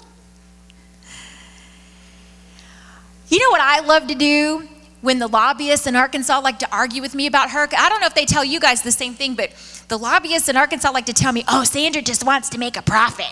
She's trying to sell her standards. They're not her standards. They're Massachusetts standards. She doesn't own the copyright to anything. She's not making money off of this. But they like to make that assertion because, ridicule is their most powerful weapon. Anyway, her list of credentials is a mile long. Look her up. She's amazing. She's taught for years in K through 12. She's got every licensure under the sun. She's been published all over the world.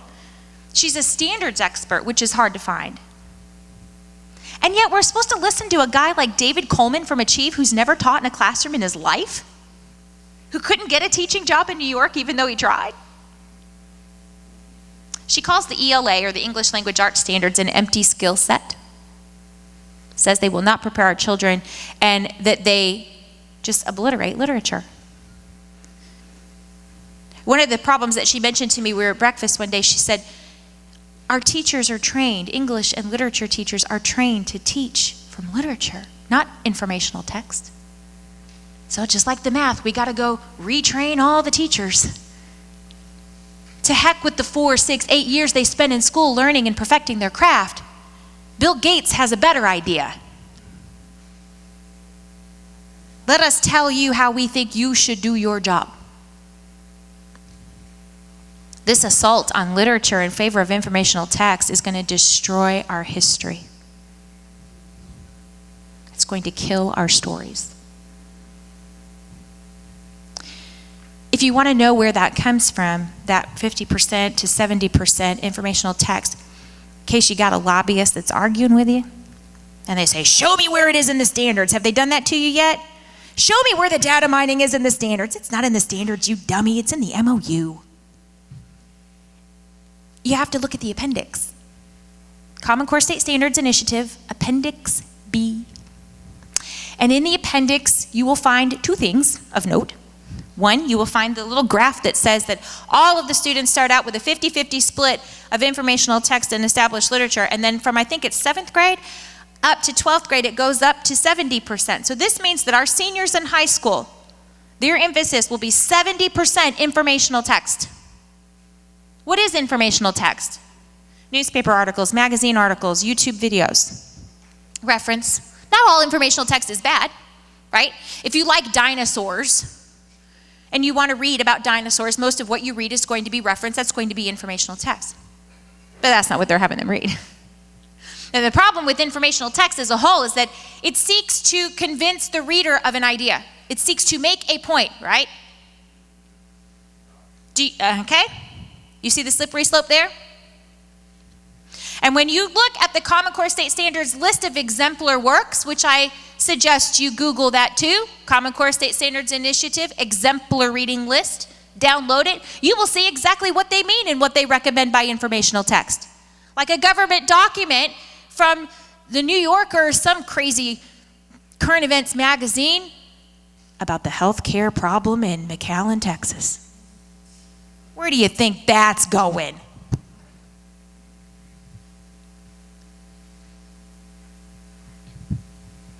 They love to tout that the Common Core State Standards make our kids critical thinkers.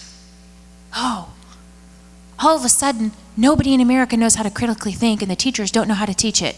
What? Reading informational text doesn't make you a critical thinker. Give me Shakespeare. Give me Thoreau.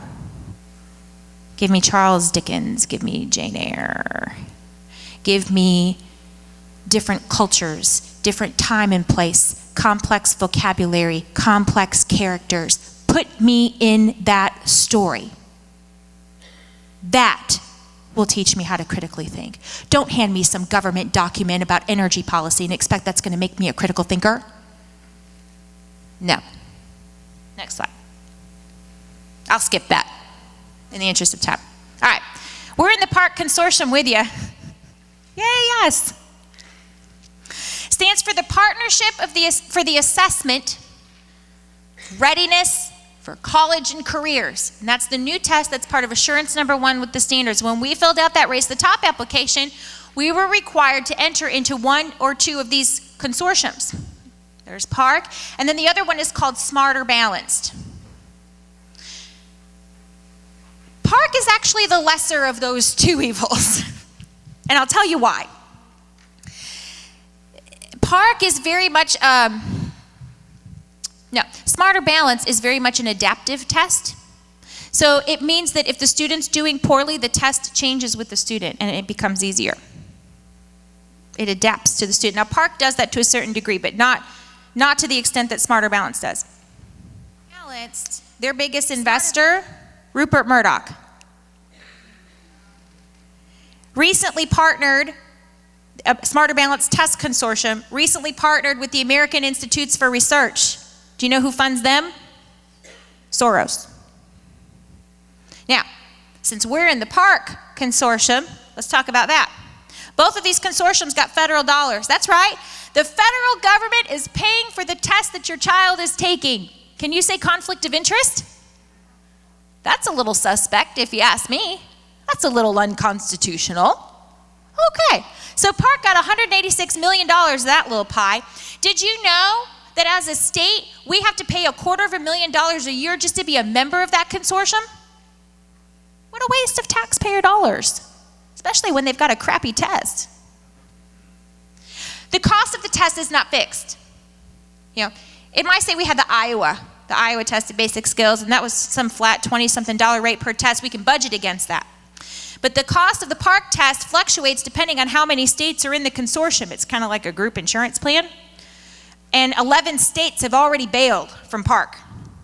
And every time a state leaves, the cost of the test goes up. So is Mississippi going to be on that sinking ship? Not if she gets her bill passed.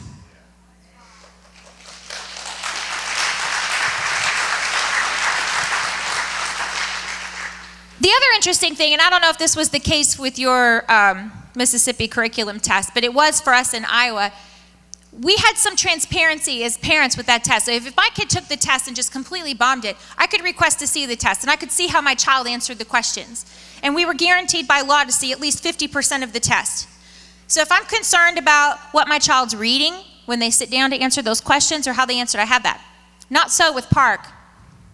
The teachers have to sign a confidentiality agreement saying that they will not disclose what they see on that computer screen.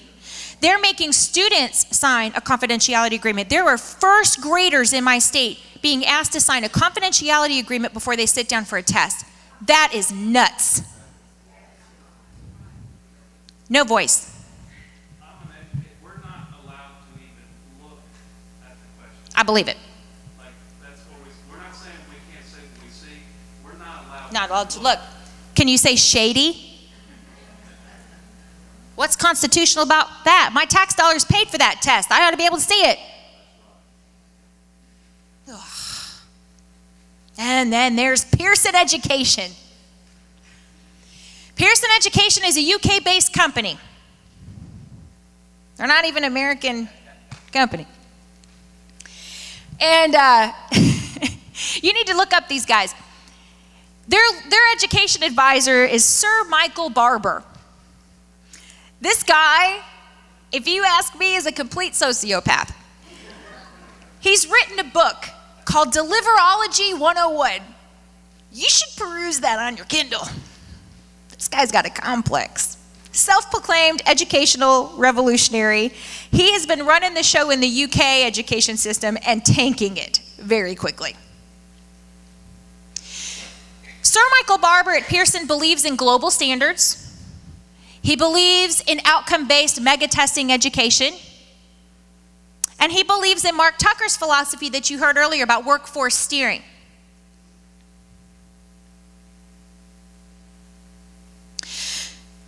The common theme that you see with this reform is that this is all done through private-public partnerships.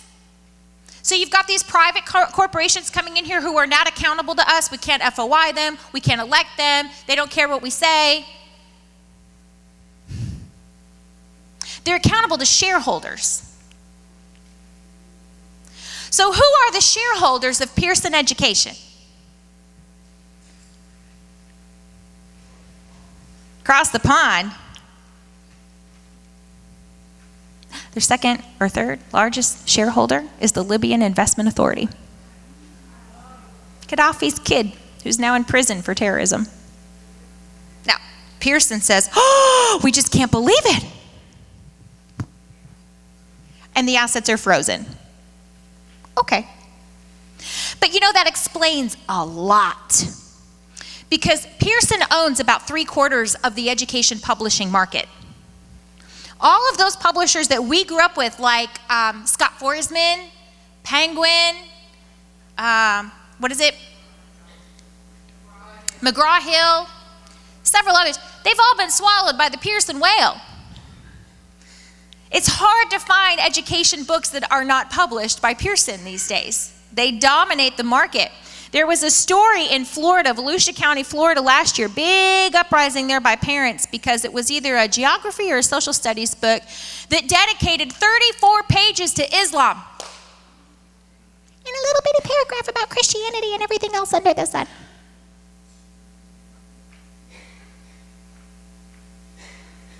There were parents in that county burning those books. Good for them. So that tells you a lot about where their influence is. These are the guys writing our test.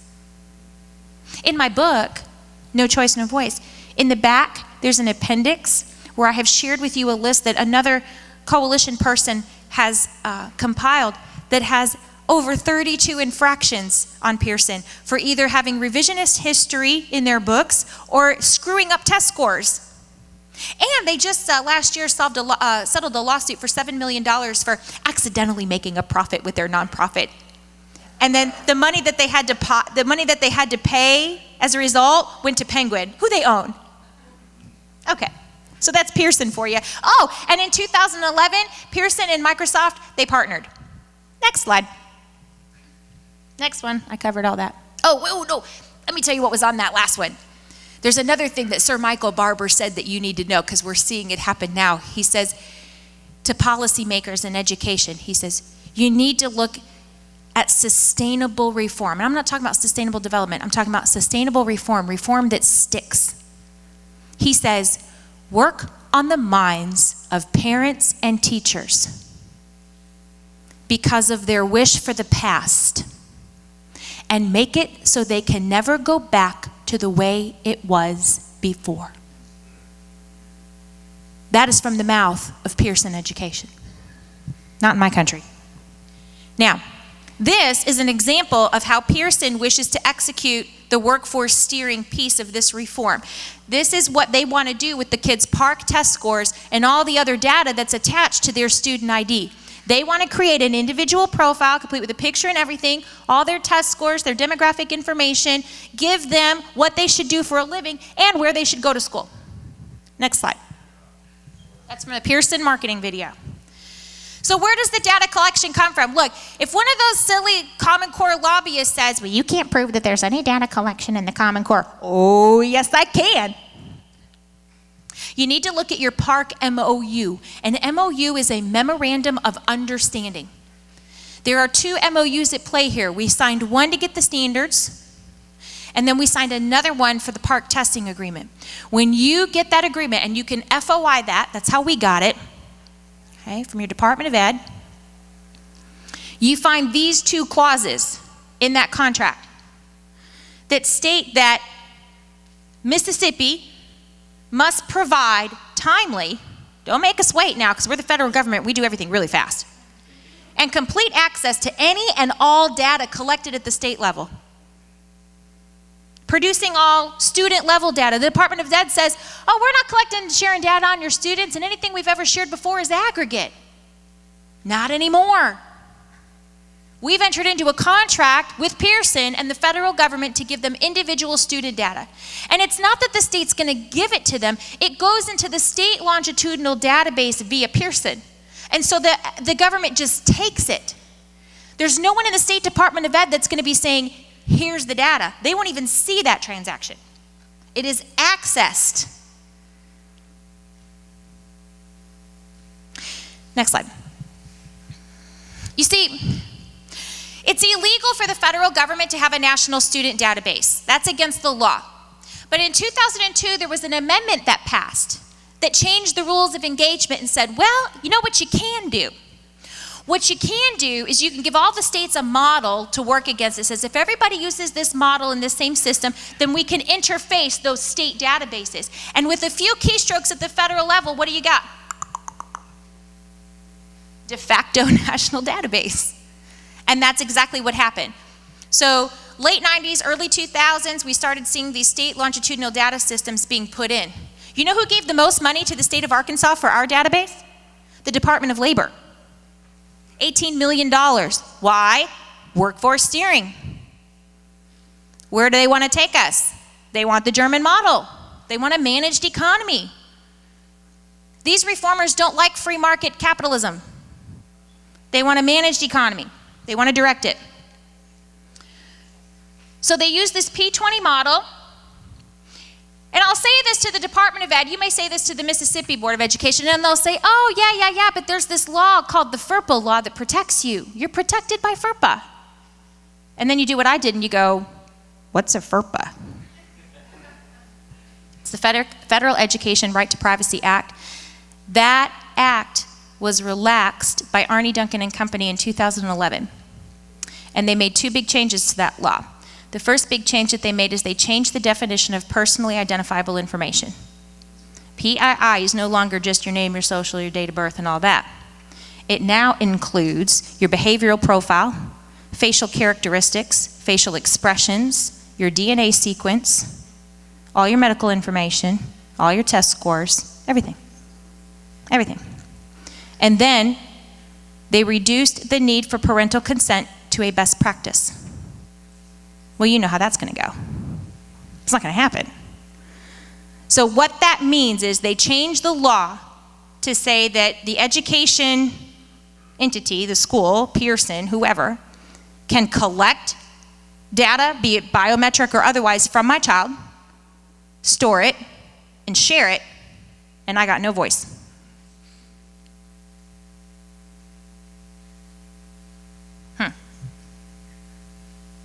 I seem to remember something in the Constitution about a search and seizure.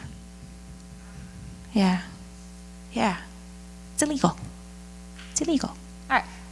Now, there are two models that your state can choose from. You can take the National Education Data Model or the CEDS, the Common Education Data Standards, and you can look these up online. Just Google those acronyms, you'll get to their websites. You can download the list of data elements. Go to CEDS, CEDS.gov,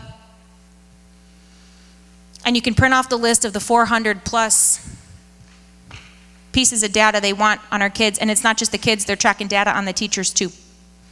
It's important for you to find out which version your state obligated itself to, because they keep changing the list and reposting it for public comment. Like, we found out that our state uses version 2.0, not version 4.0, which is up there now.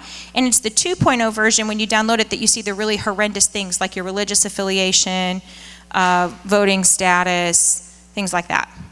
That's none of their business. All right. There's the thing about FERPA. We can skip that. Almost done. I know you're getting antsy. Let's just go through that video. I'll just tell you what that is. That's the guy, he's the CEO from eScholar. And eScholar just came to Arkansas, actually. Our state got a contract with these guys. He was at an event called Education Data Palooza. No joke. Held at the White House in 2012, Education Data Palooza. And all these CEOs of these big data companies are all, kumbaya with each other about how they're going to use all this big data. This is exciting stuff. We're going to do all these great things in education. Talking about our children's personal information as if it's just something out in the open for them to take, as if it doesn't belong to anybody. And how they're going to use it. And here in this slide is part of his presentation where he ties it to the Common Core. Here's how we're going to use Common Core data to pigeonhole your kid. Data Palooza. All right, keep going. Keep going. C.S. Lewis, one of my favorites. Any C.S. Lewis fans in here? He says, when education is beaten by training, civilization dies. We're not teaching. We're training for the 21st century global economy. Next slide. All right, so do I have any homeschoolers in here? Do I have any private schoolers in here? All right, here's what you're up against. The GED. Lots of homeschoolers take the GED for their high school diploma. Guess who bought it? Yay! And almost overnight, the cost tripled. Imagine that. One of the coordinators in my home state who teaches the prep classes and proctors that test says they've never had a bigger failure rate in their life because these people can't get the math. The ACT is aligning. They are corporate partners in all of this. The SAT is aligning. Now, David Coleman, who was the president of Achieve, who was hired to write the standards, David Coleman was the chief ELA author. He is now the president of the College Board. Wasn't that convenient? And the College Board owns the SAT, and so of course now they're in the process of aligning the SAT to all this wackadoodle Common Core stuff. They also own the Advanced Placement Program. And in case you haven't heard, there's a big deal with the AP History standards right now. You need to read about that. So that is the threat to the homeschoolers, because you have to sit for those same exams. Private schoolers, you have to sit for those same exams, and you may not be learning their crazy methodologies. And if they force you to take the PARCC test, now we got a problem. Next slide, almost done. So where are they taking us?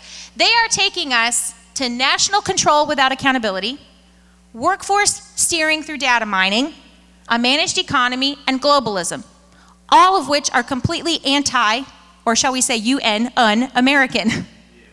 Right? Next slide. So what do? I've given you all this information and you're like, what? Oh, no, they didn't. What do you do now? Not everybody can get up here and speak. I'm a loud mouth. I get to put that to a good cause. Not everybody can do that. Not everybody feels comfortable having a face-to-face with their legislature or testifying at the Capitol or something like that, but everybody can do something. What do? You shine a light. When you turn the light on, the cockroaches scatter. So shine a light. This is my favorite quote. You know, when that YouTube video went viral, it scared the beans out of me. I didn't want my name all over the internet. I was afraid people would Google Earth my house and come to my house, you know. And I was afraid that the media would have a field day with me, and they didn't. Everything that I've received has been positive. It's got 1.4 million hits and not a single hate mail. But someone from another state who I've never met, my Facebook got bombarded when that happened. She sent me this quotes from Marianne Williamson, and she says, "Our deepest fear is not that we are inadequate. Our deepest fear is that we are powerful beyond measure. It is our light, not our darkness, that most frightens us. As we liberate from our own fear, our presence will automatically liberate others." So when you can get yourself to the point where you're not afraid of this anymore, and you can present yourself in such a way that you're speaking intelligently and you're calm and not, "Oh my God, the sky is falling." When you get to that calm place, you become a light. And your mere presence around other people will cause them to light up. And that's how grassroots works. So, maybe you are a good writer. So you write a letter to your legislator, or you write to the editorial, letter to the editor. Maybe your gift is of gab over coffee, so you invite your Pokino girls or your Bunko girls or your poker buddies, and you bring it up in conversation with them, and you wake them up and get them involved. Or maybe you go and you talk to your teachers, you talk to your school board. Everybody has something. Little things make a big difference. All the different things you can do. Share articles on social media. Little things. Doesn't have to be big. You don't have to make a big deal of it. Next. All change is not growth. And all movement is not forward. This is not taking us forward. This is taking us in a direction that is not in line with our Constitution, that is not aligned with our family values. I thank you for listening to me today. And I hope that you'll get my book, No Choice, No Voice, and read it. It tells you everything you need to know about Common Core. Go out there and be a light, and let's get together again in a year or so and celebrate the fact that we put this thing in the dustbin of history forever.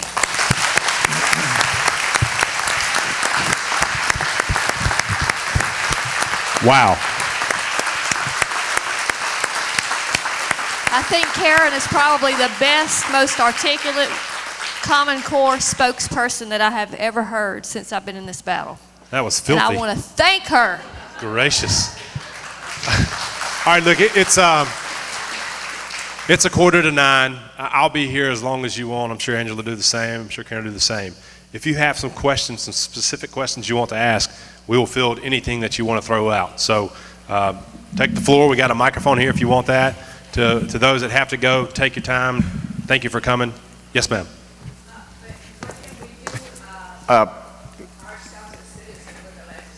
Absolutely, great.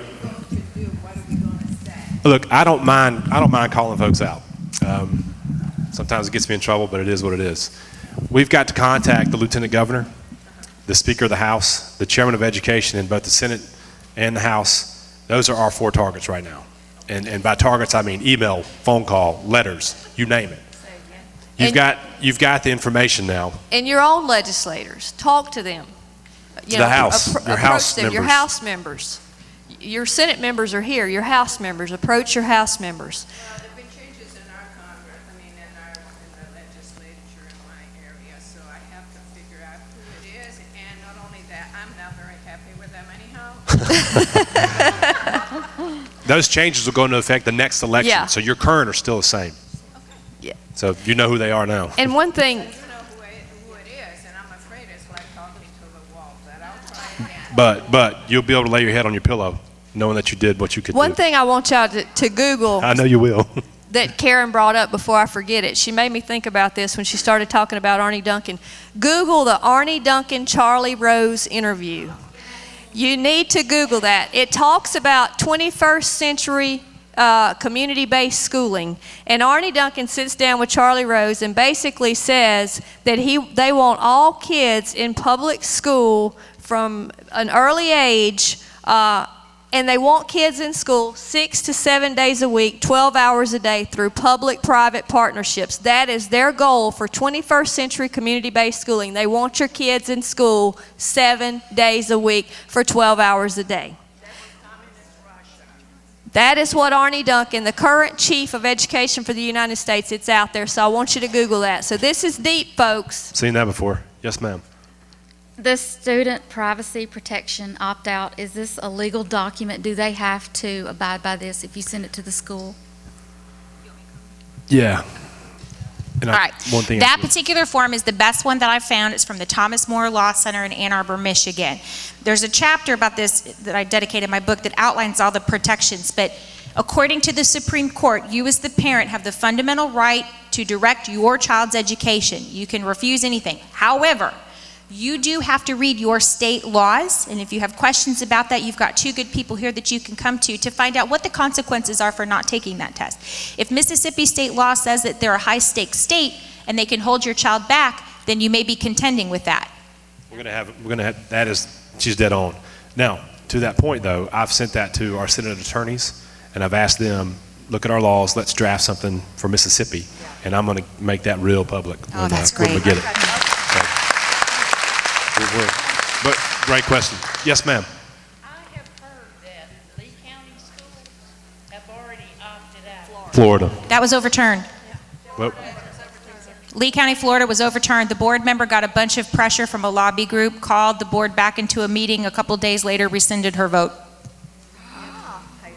this is heated. You're going to be called a lot of things, so just get ready for that. Yes, ma'am. Hi, I got two things. First, did anybody else find it odd that we got this notation that you could have the dentist appointments and they would do your child with the school nurse? Yes. That was a very red flag to me. I was like, this is really strange. No, I'll take my child to the dentist. Thank you. Secondly, I'm the parent of a special needs child in a community-based program. Where does this take them? Where does it take them? It takes them down a road where they have very little choices, and it takes away the American dream. Right. I know my child is going to be limited, but I want her to be the best that she can be. We already practice being a checker at Kroger or at Walmart. When we do the automated thing, I make her practice. I'm the customer, she's the checker. Can my daughter come over? Yeah.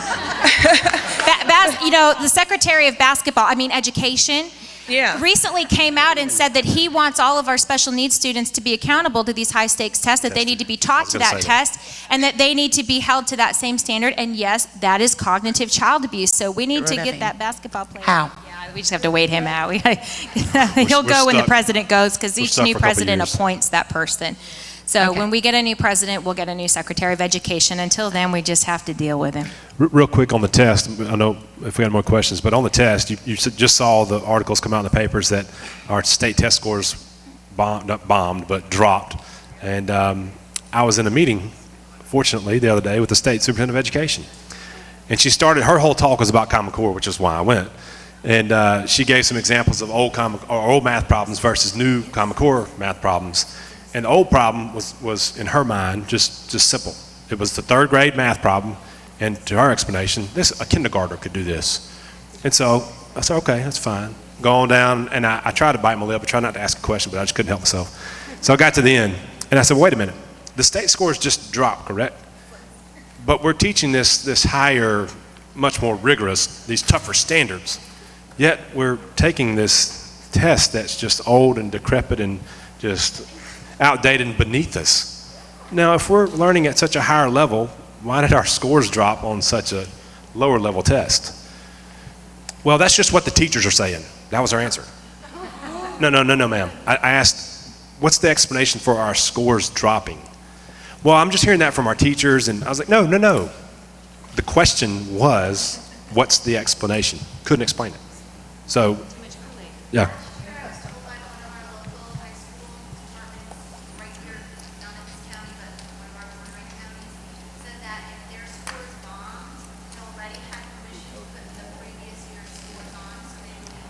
Yeah, they gave them a break. Waiver. Yeah.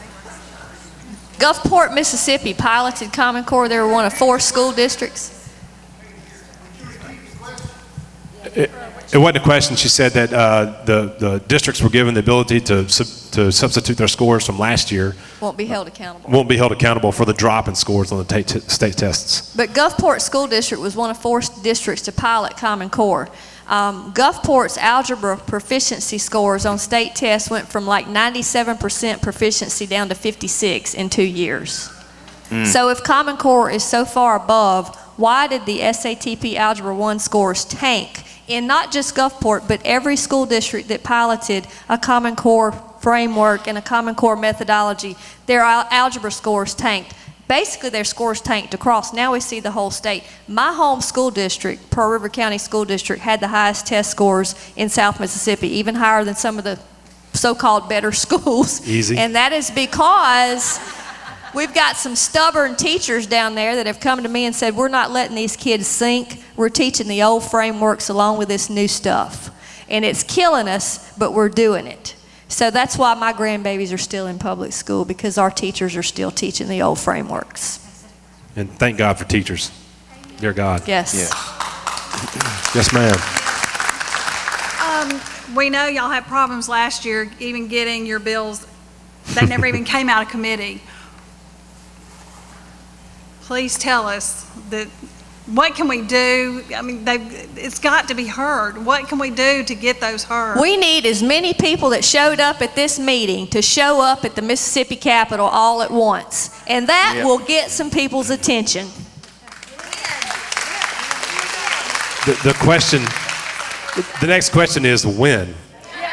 So, this is a beautiful thing. When our session starts, we can go ahead and pick a day if y'all want. Do you have a date in mind? Okay. I asked Meg if we could have it the first day of the session so that we could do this again, just like we did last year. But last year we might have had 30 or 40 people show up. That doesn't cut it. That does not cut it. Well, let's just go ahead and call it then, the first day of And session. it doesn't need to be at 8 o'clock in the morning so people are having to leave their house at 4 o'clock either. It needs to be a little later in the day. We could have it at 11. One of the things that I just want to throw out there, is there a way we can get a bill written so that charter schools are excluded from Common Core? And I want to give you this piece of information I've just learned in the last couple of weeks, and that is Hillsdale College has excellent programming curriculum K through 12, and we could actually say that our charter schools have to go along with that curriculum. That's always a thought. Certainly look at that. But go ahead and circle your calendars. It's easy. Google it. First day of session. I think it's the first, Tuesday after the first Monday. After the first Monday. Yeah, whatever day that falls Of January, on. sorry. Of January. There is a month First involved. Tuesday after the first Monday of January. The 6th. Yeah. January 6th at 11 o'clock at the Capitol in the Rotunda. Now, y'all, it's nice to have some T-shirts, but if y'all are wearing the same thing, then they're going to blow you off. So it's good to have a few different colored T-shirts and different designs so that it looks like several groups are representing there, or just come in your own clothes. Just come normal. You know, dress the part, y'all, okay? And if we don't see y'all, we're coming Dress the back part. here. And if I can share with you just a couple of things, and I'm sure this is preaching the choir with these two standing next to me, but let me tell you some of the things that I've learned about talking to the legislators and going up to the Capitol in Arkansas. Here's a few words you don't want to say. Please do not say brainwashing. Please do not bring up Hitler or communism. Please do not talk about Agenda 21, okay? Those are the kind of things, don't get into all of that. Only talk about what you can prove on paper, and what the legislators on the fence want from you is facts. They want facts because they're getting it from both sides, and they got Obamacare to deal with and all these other things. They want you to do their homework for them. So come prepared with facts, be short and sweet, and don't overwhelm them. If you get a legislator in front of you, don't just try to blah, blah, blah, blah, and give them the whole thing that you got tonight in one visit. It's not going to happen. Develop a credible relationship with your legislator. Before the session starts, between now and Christmas, you need to contact your representatives and they say, can we go have coffee? Let's have coffee together. Let's meet for dinner. Can I come up and see you at the Capitol while you're there taking care of some business? I just want to visit with you for 10, 15 minutes. And then you make an appointment to go again. And then you give them a little bit more the next time. And they'll go talk to their buddies and they'll go, And then you meet again. But if you show up or you call or you email and you try to bombard them with everything you've learned and you start talking like a tinfoil hat, they're going to consider you not credible. And they're not going to listen to what you have to say. So be professional, choose your words carefully, take it slow, develop a credible relationship with them so that they will trust you when you ask them to vote for something or not vote for something. That's very useful. We don't, I mean, people yell at us all the time. It's not the best way to communicate.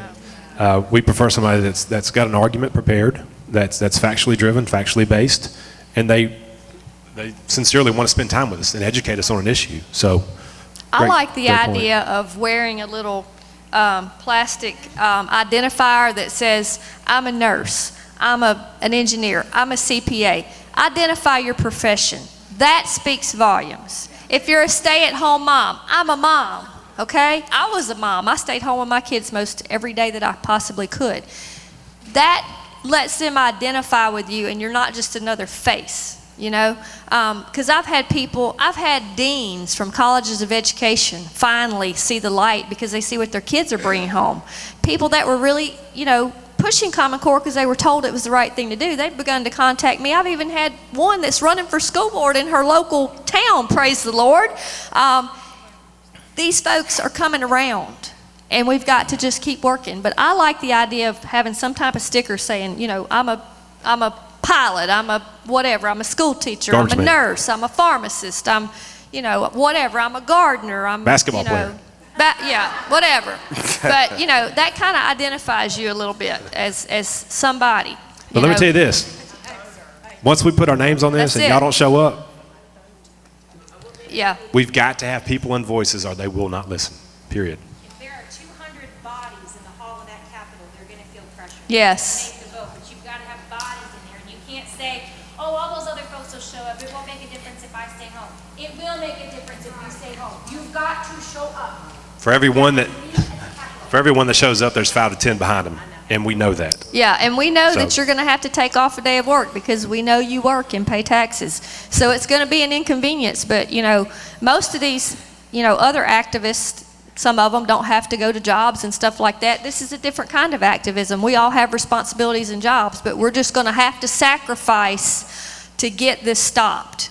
Michael and I have spent a lot of time away from our families traveling this state, most of the time on our own dime, and we do appreciate any help that we get, and it's very kind and rewarding when we do get a little subsistence. But we committed ourselves because we felt like that this was as an important and probably maybe so even a more important issue than Obamacare to our country and to our futures.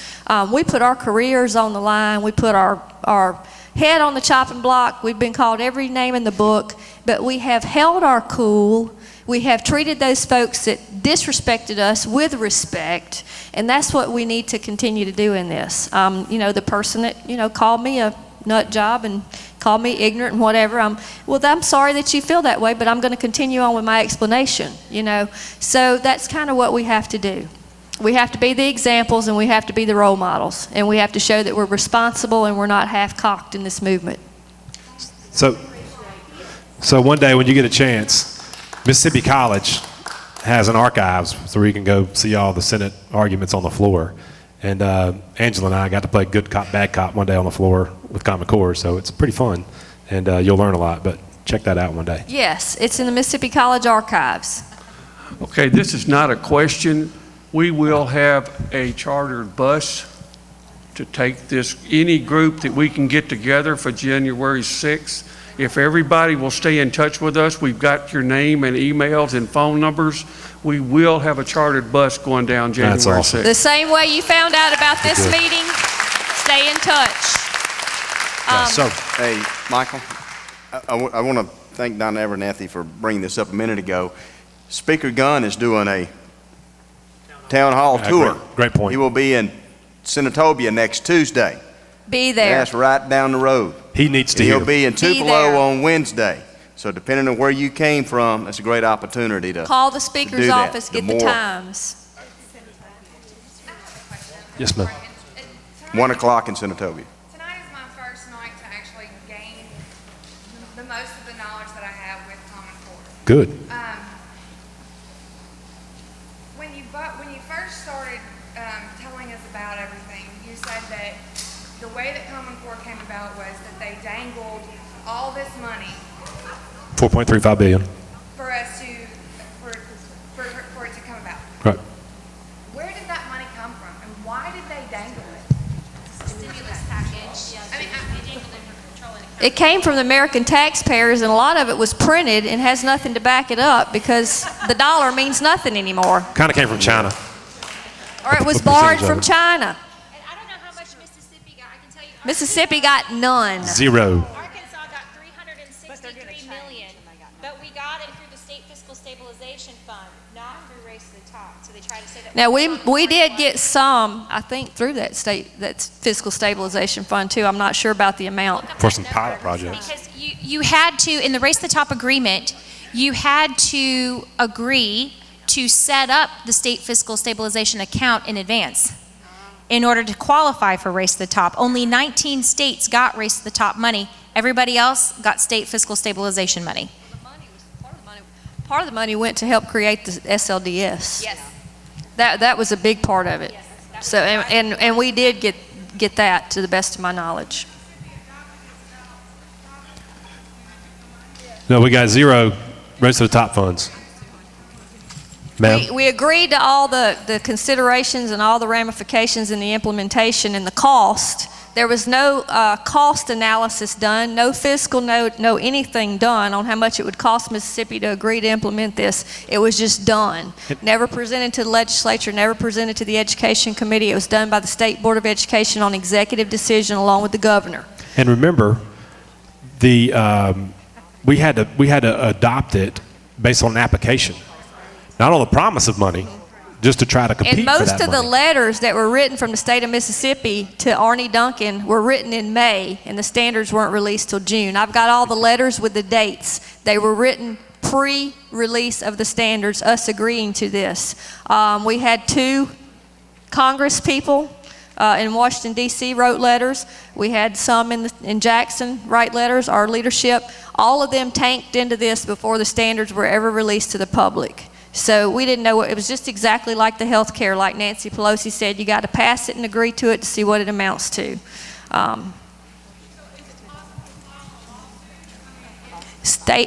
There's been some lawsuits already filed, yeah. We're watching Bobby Jindal. He's filed a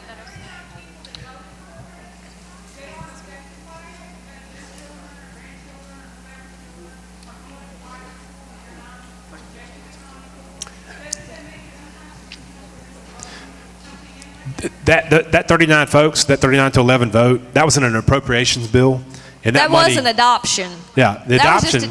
That was just to take some money out of Common Core. That was not the adoption of Common Core. The adoption was the 9 members in the State Board of Education. That was a 9-member State Board of Education that adopted it. And the governor and state superintendent of education. Yeah. Who signed the MOU? Common Core was never voted on in any of the states, period. Zero. None. Nada. Because it would have never passed had it been brought before the legislature, and they knew it. Oh, it's illegal. It's illegal, that's what we're arguing.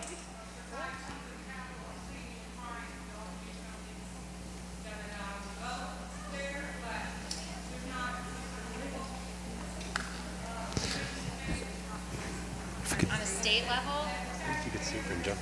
Well, there's 17 legislators from Louisiana that also have filed a suit. Because Arkansas, it's illegal to sue the state, so we can't. Not true. So you're saying that the members of the Education Department in Mississippi are not responsible? the state board, They're unelected. the appointed state board. And they, Only the governor. once they get appointed, they serve a 9-year term. And they can't be removed unless there's some kind of criminal or whatever activity. We need to change the Constitution to affect that, and that is one of the things that I intend to We've work talked on. about. Oh, yeah, the chairman will introduce that too. Yes, sir. Yes. How many states are not under Common Core now? Is it And 8? what is their history, what's going on? Well, we know some have voted it out. All right, let me tell you what's going on. Okay. 4 or 5 states rejected it outright. Alaska, 5. Texas. Alaska, Texas, Virginia. Nebraska, Virginia, Minnesota only took ELA. All right, but they didn't adopt the standards, but they got a lot of the other reforms. They got state longitudinal database systems. They enrolled in the testing consortiums, and they're seeing the influence come through their curriculum. Texas did not get Common Core. They got Common Core's evil twin brother, C-Scope. And then they had to fight C-Scope, and that's out, and now they've got TEX, and they're still finding Common Core influence and constructivist math and dealing with testing and all that in Texas. So, you know, they don't have Common Core on paper, but in practice they do. Now in Indiana, they repealed it, and the task force that was then set up by Governor Pence after that had a lot of pro-Common Core influence in it, and they ended up with a rebranding. So the new Hoosier standards are 90-something% identical to Common Core, but they were successful in passing a privacy bill, and they were successful in the repeal in that they were severing their copyright ties with the NGA and the CCSSO. So Indiana's dealing with a rebrand, and they're going to come back swinging in their next session. Oklahoma repealed, and now they're under threat from the federal government with their waiver, and they have yet to decide on what their new standards are going to be. They've reverted to their existing frameworks in the interim. I want to make something really clear. The people who shoved this down our throats have spent considerable time putting this together. They've been at least 10 years, from what I can see, putting all of this in place, getting the states to change laws like putting in state-appointed boards, and like they did in Arkansas where they moved the authority over education out of the House and Senate and into the state board, and setting up the longitudinal data systems and all of this. If you think that you're going to go into your Mississippi House and throw a Hail Mary and blow this whole thing up in one second, that won't happen. Okay? You have to be realistic. You're going to have to take it out at the knees. It's going to take several bills. You got to get one to get you out of park, get another one to repeal, get out of the NGA, CCSSO. You get another one to protect your privacy. You get another one to change up the makeup of your state board. You get another one to fix your consolidation laws. This is going to take a couple of years to undo at a minimum. Okay? And it's going to take multiple bills. Don't think for a minute that you can show up at the Capitol and scream, you know, and have it be done. That's not going to happen. You got to be in this for the long haul. And we're going to have to do this piecemeal, okay? So nobody in the country right now is dealing with zero Common Core influence. We are still fighting that battle. And the state of Tennessee, which voted it out last year, It only made it through one chamber in Tennessee. It never made it through the Senate. I've got a friend who teaches school that actually went and testified and talked to their House and Senate leaders. It made it through one chamber, but not the other. But they did get out of Park. A lot of states are getting out of Smarter balance. Yeah, there's 13 states left in Park, and they started with like 24, I think. So Mississippi is going to get out of Park. That's the first thing we're going to do. I got an encouraging phone call yesterday from a legislator that I had met with early on, a very high-ranking legislator. Right now, just, you know, bringing me into the fold again, that finally gets it. You know, did like we did, trusted too many people and listened to what they said. But this high-ranking legislator is determined that we're going to get out of Park and has asked for my assistance and collaboration. And I'm telling you, the tides are turning in Mississippi. We just got to keep the heat on. We've got to keep the heat on. Mississippi is always last, a day late and a dollar short. But folks, that is changing. It is changing. We deserve better and we can do better. keep up the good work. Thank you. I do want to say this. Thank you, Karen, for being a parent and standing up and teaching us how to Amen. do it. But most of all, thank you to Angela and Michael for giving up your time and your family and helping not just your district, but the whole state. And it's not just Michael and me. There's about 7 other legislators that are hitched to us, that have, you know, stuck their necks on the chopping block, and we appreciate. We thank y'all.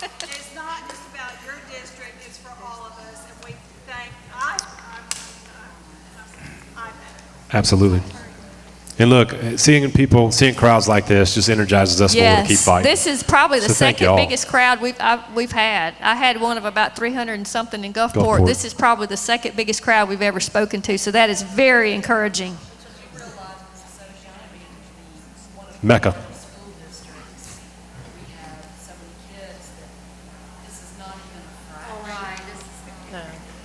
That's all right.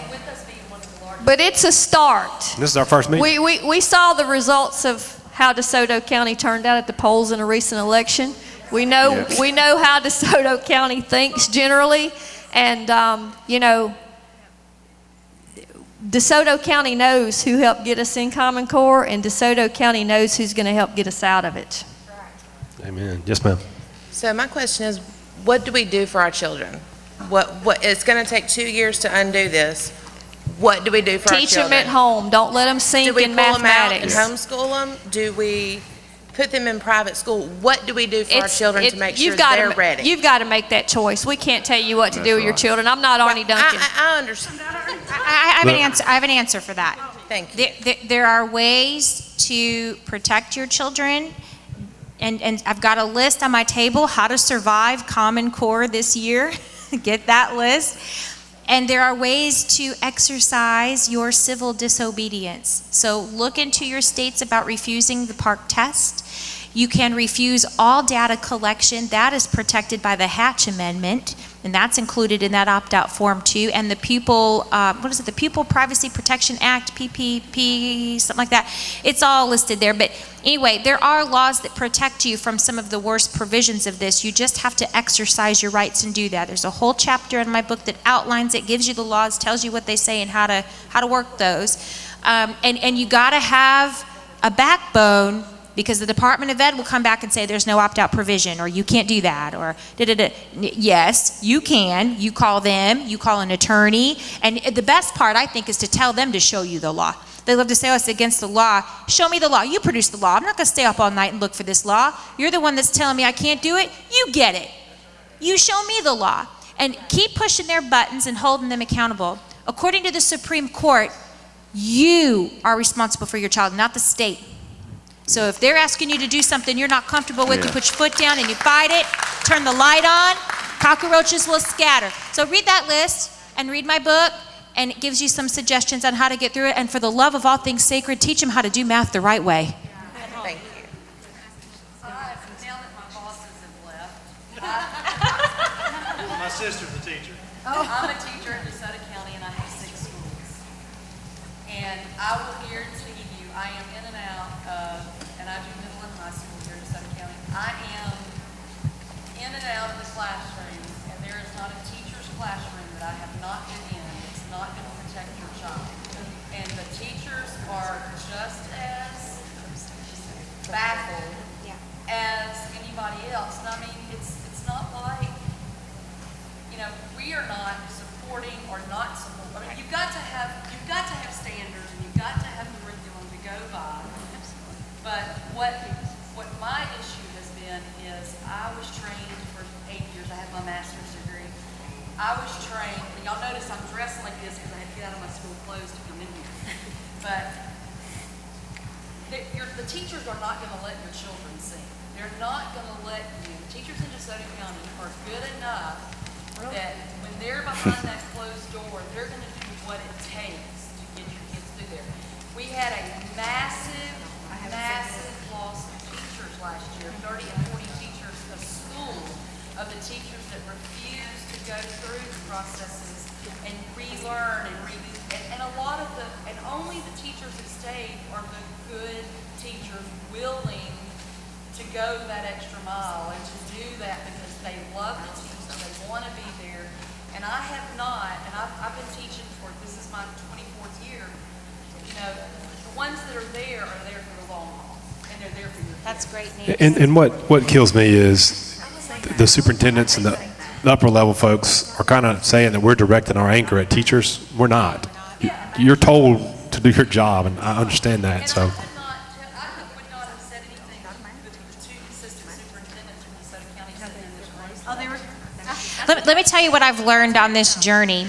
The very young teachers that are new to the profession, that are fresh out of college, tend to be the ones that are most subservient to this reform. And the reason for that is because, don't get me started on TFA. Gates loves him some Teach for America.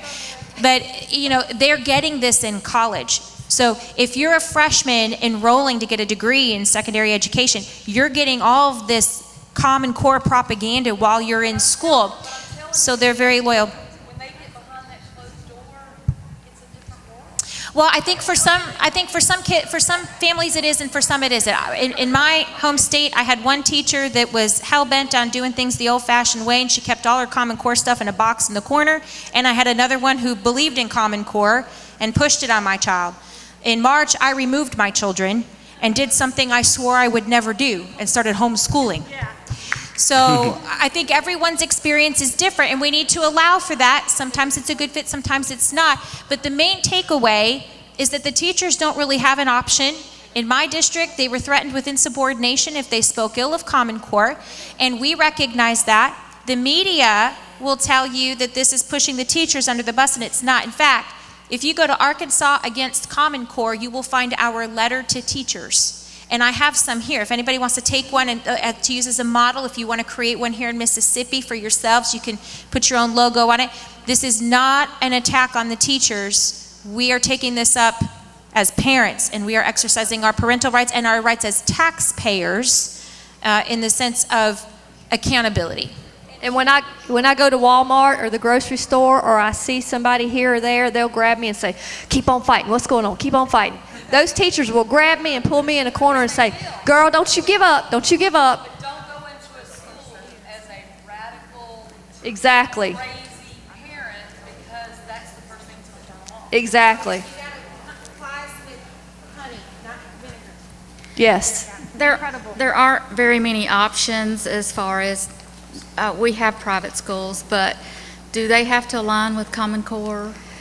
Not right now, but again, the college entrance exams are where you're going to find the problem there. And what I have told some of the headmasters that have contacted me, because I've had quite a few, say, "What am I going to do? These college entrance exams are aligned to Common Core." And I say, well, if you're courageous enough and brave enough and you believe in yourself and your school enough, you stick to your guns, and then you give those kids a prep course before they take those college entrance exams, because they work. There's a reason why there's a market out there for them. They work. My daughter went up 3 points on her ACT after a prep course, okay? I wish she had taken the prep course 2 or 3 times. So that's, some of these private schools have said, we are not changing. We are dug in. And so that's my advice. Cross that bridge when you get there. Don't base your whole child's education on one college entrance. Look, some of the more elite colleges are not even looking at those tests anymore, because you're going to create a 2-tiered education system in this country. Just like we're going to create a 2-tiered medical system in this country. So some of your best colleges don't even want those test scores anymore, because they know they don't mean squat in the long run when they've had all this re-engineering. I would like for her to go to public schools, though. So Well, me too. My daughter was a dancer. My grandkids play ball, baseball and football. My nephews play ball. And that's why we're here. And that's why we're here. I went to public school. Yeah. Well, look, I'm a Friday Night Lights. I was a drum majorette in the band, cheerleader. We did it all. And we want our kids to have that same experience. And, you just have to pick what's best for you. Yes, ma'am. And that's why we're fighting to save these public schools. I want to say thank you for your time. Thank you for educating me, because I thought I knew what I already knew I didn't like about Common Core, but now I actually feel educated about the facts, not just what I don't like about it. The fact that my daughter went to school for 3 years and was a president's list child and made her first step in 3rd grade when they implemented Common Core, and a child that wants to be a doctor or a veterinarian, something that is scientific and mathematical and loves those subjects, and is struggling because of Common Core, and it comes natural to her. That, I came here upset, but now I feel like I'm educated. I want to thank you for y'all's time. Absolutely. And something else, I'm not sure about some of the other teachers in the room, but some of my friends, 30-40% of my friends are teachers. A lot of them were given lies based on what you told me, that their superintendents and other people voted for this. That's what they were told. Well, there There was about seven school representatives on a committee that was hastily formed in Mississippi. I think I found 7 to 10 people from public schools that were on that committee before Mississippi adopted Common Core, but they actually never voted. It was the board that voted, but there was very few people. There were some from corporations and different 501c3s. I've got the whole listing of people that was on the Common Core committee that was formed, and it was very few educators that was on the committee in Mississippi to review Common Core, and they really didn't have a chance to review it because the letters were written agreeing to Common Core before the standards were out. So that was just... Absolutely. You're very welcome. And everything keep us in your prayers. This PowerPoint that Karen did, I have reviewed every document that she referenced on that PowerPoint. I have done a PowerPoint in the past with some of the meetings. A lot of the same stuff that Karen had on her PowerPoint, Rita Anderson created a PowerPoint for me. So everything that Karen referenced, I have already read, and Senator Watson has already read also. We have validated, and we know that it is all fact.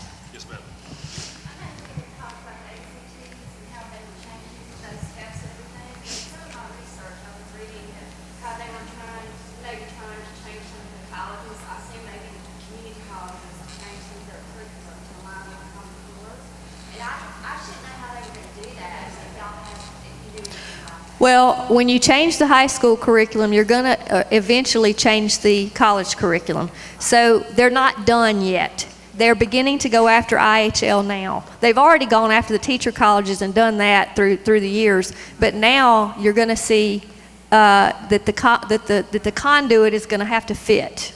So that basically, if they pass a Common Core test, now they're going to have to be admitted to credit-bearing college courses. So what does that tell you? If they pass a Common Core test, they're not going to be put in a remedial class, even if they need it, based on where the Common Core cut scores are. We have no idea what they're going to be. So now that Common Core test guarantees them to be placed in credit-bearing college courses. So there you go. There's your conduit. And the IHL had to agree to that. And also, Pell Grants no longer pay for remedial courses. So those kids that would have been getting remedial courses are now going to be guaranteed, if they pass the Common Core test, that they're going to get put in credit-bearing college courses. Yes, ma'am. Okay, you're stretching. At the end of the day. It's a big part of it. And the social piece. It's David Coleman was he was a political operative that worked in the Obama election campaign. If you go to the Huffington Post, if you all remember when Obama got caught in Pennsylvania saying that these country people in Pennsylvania are bitter and they cling to their guns and their Bibles, there's a whole piece in the Huffington Post where David Coleman defends that statement and says, I was there, and they took it out of context. That's how David Coleman, he's a friend of Barry.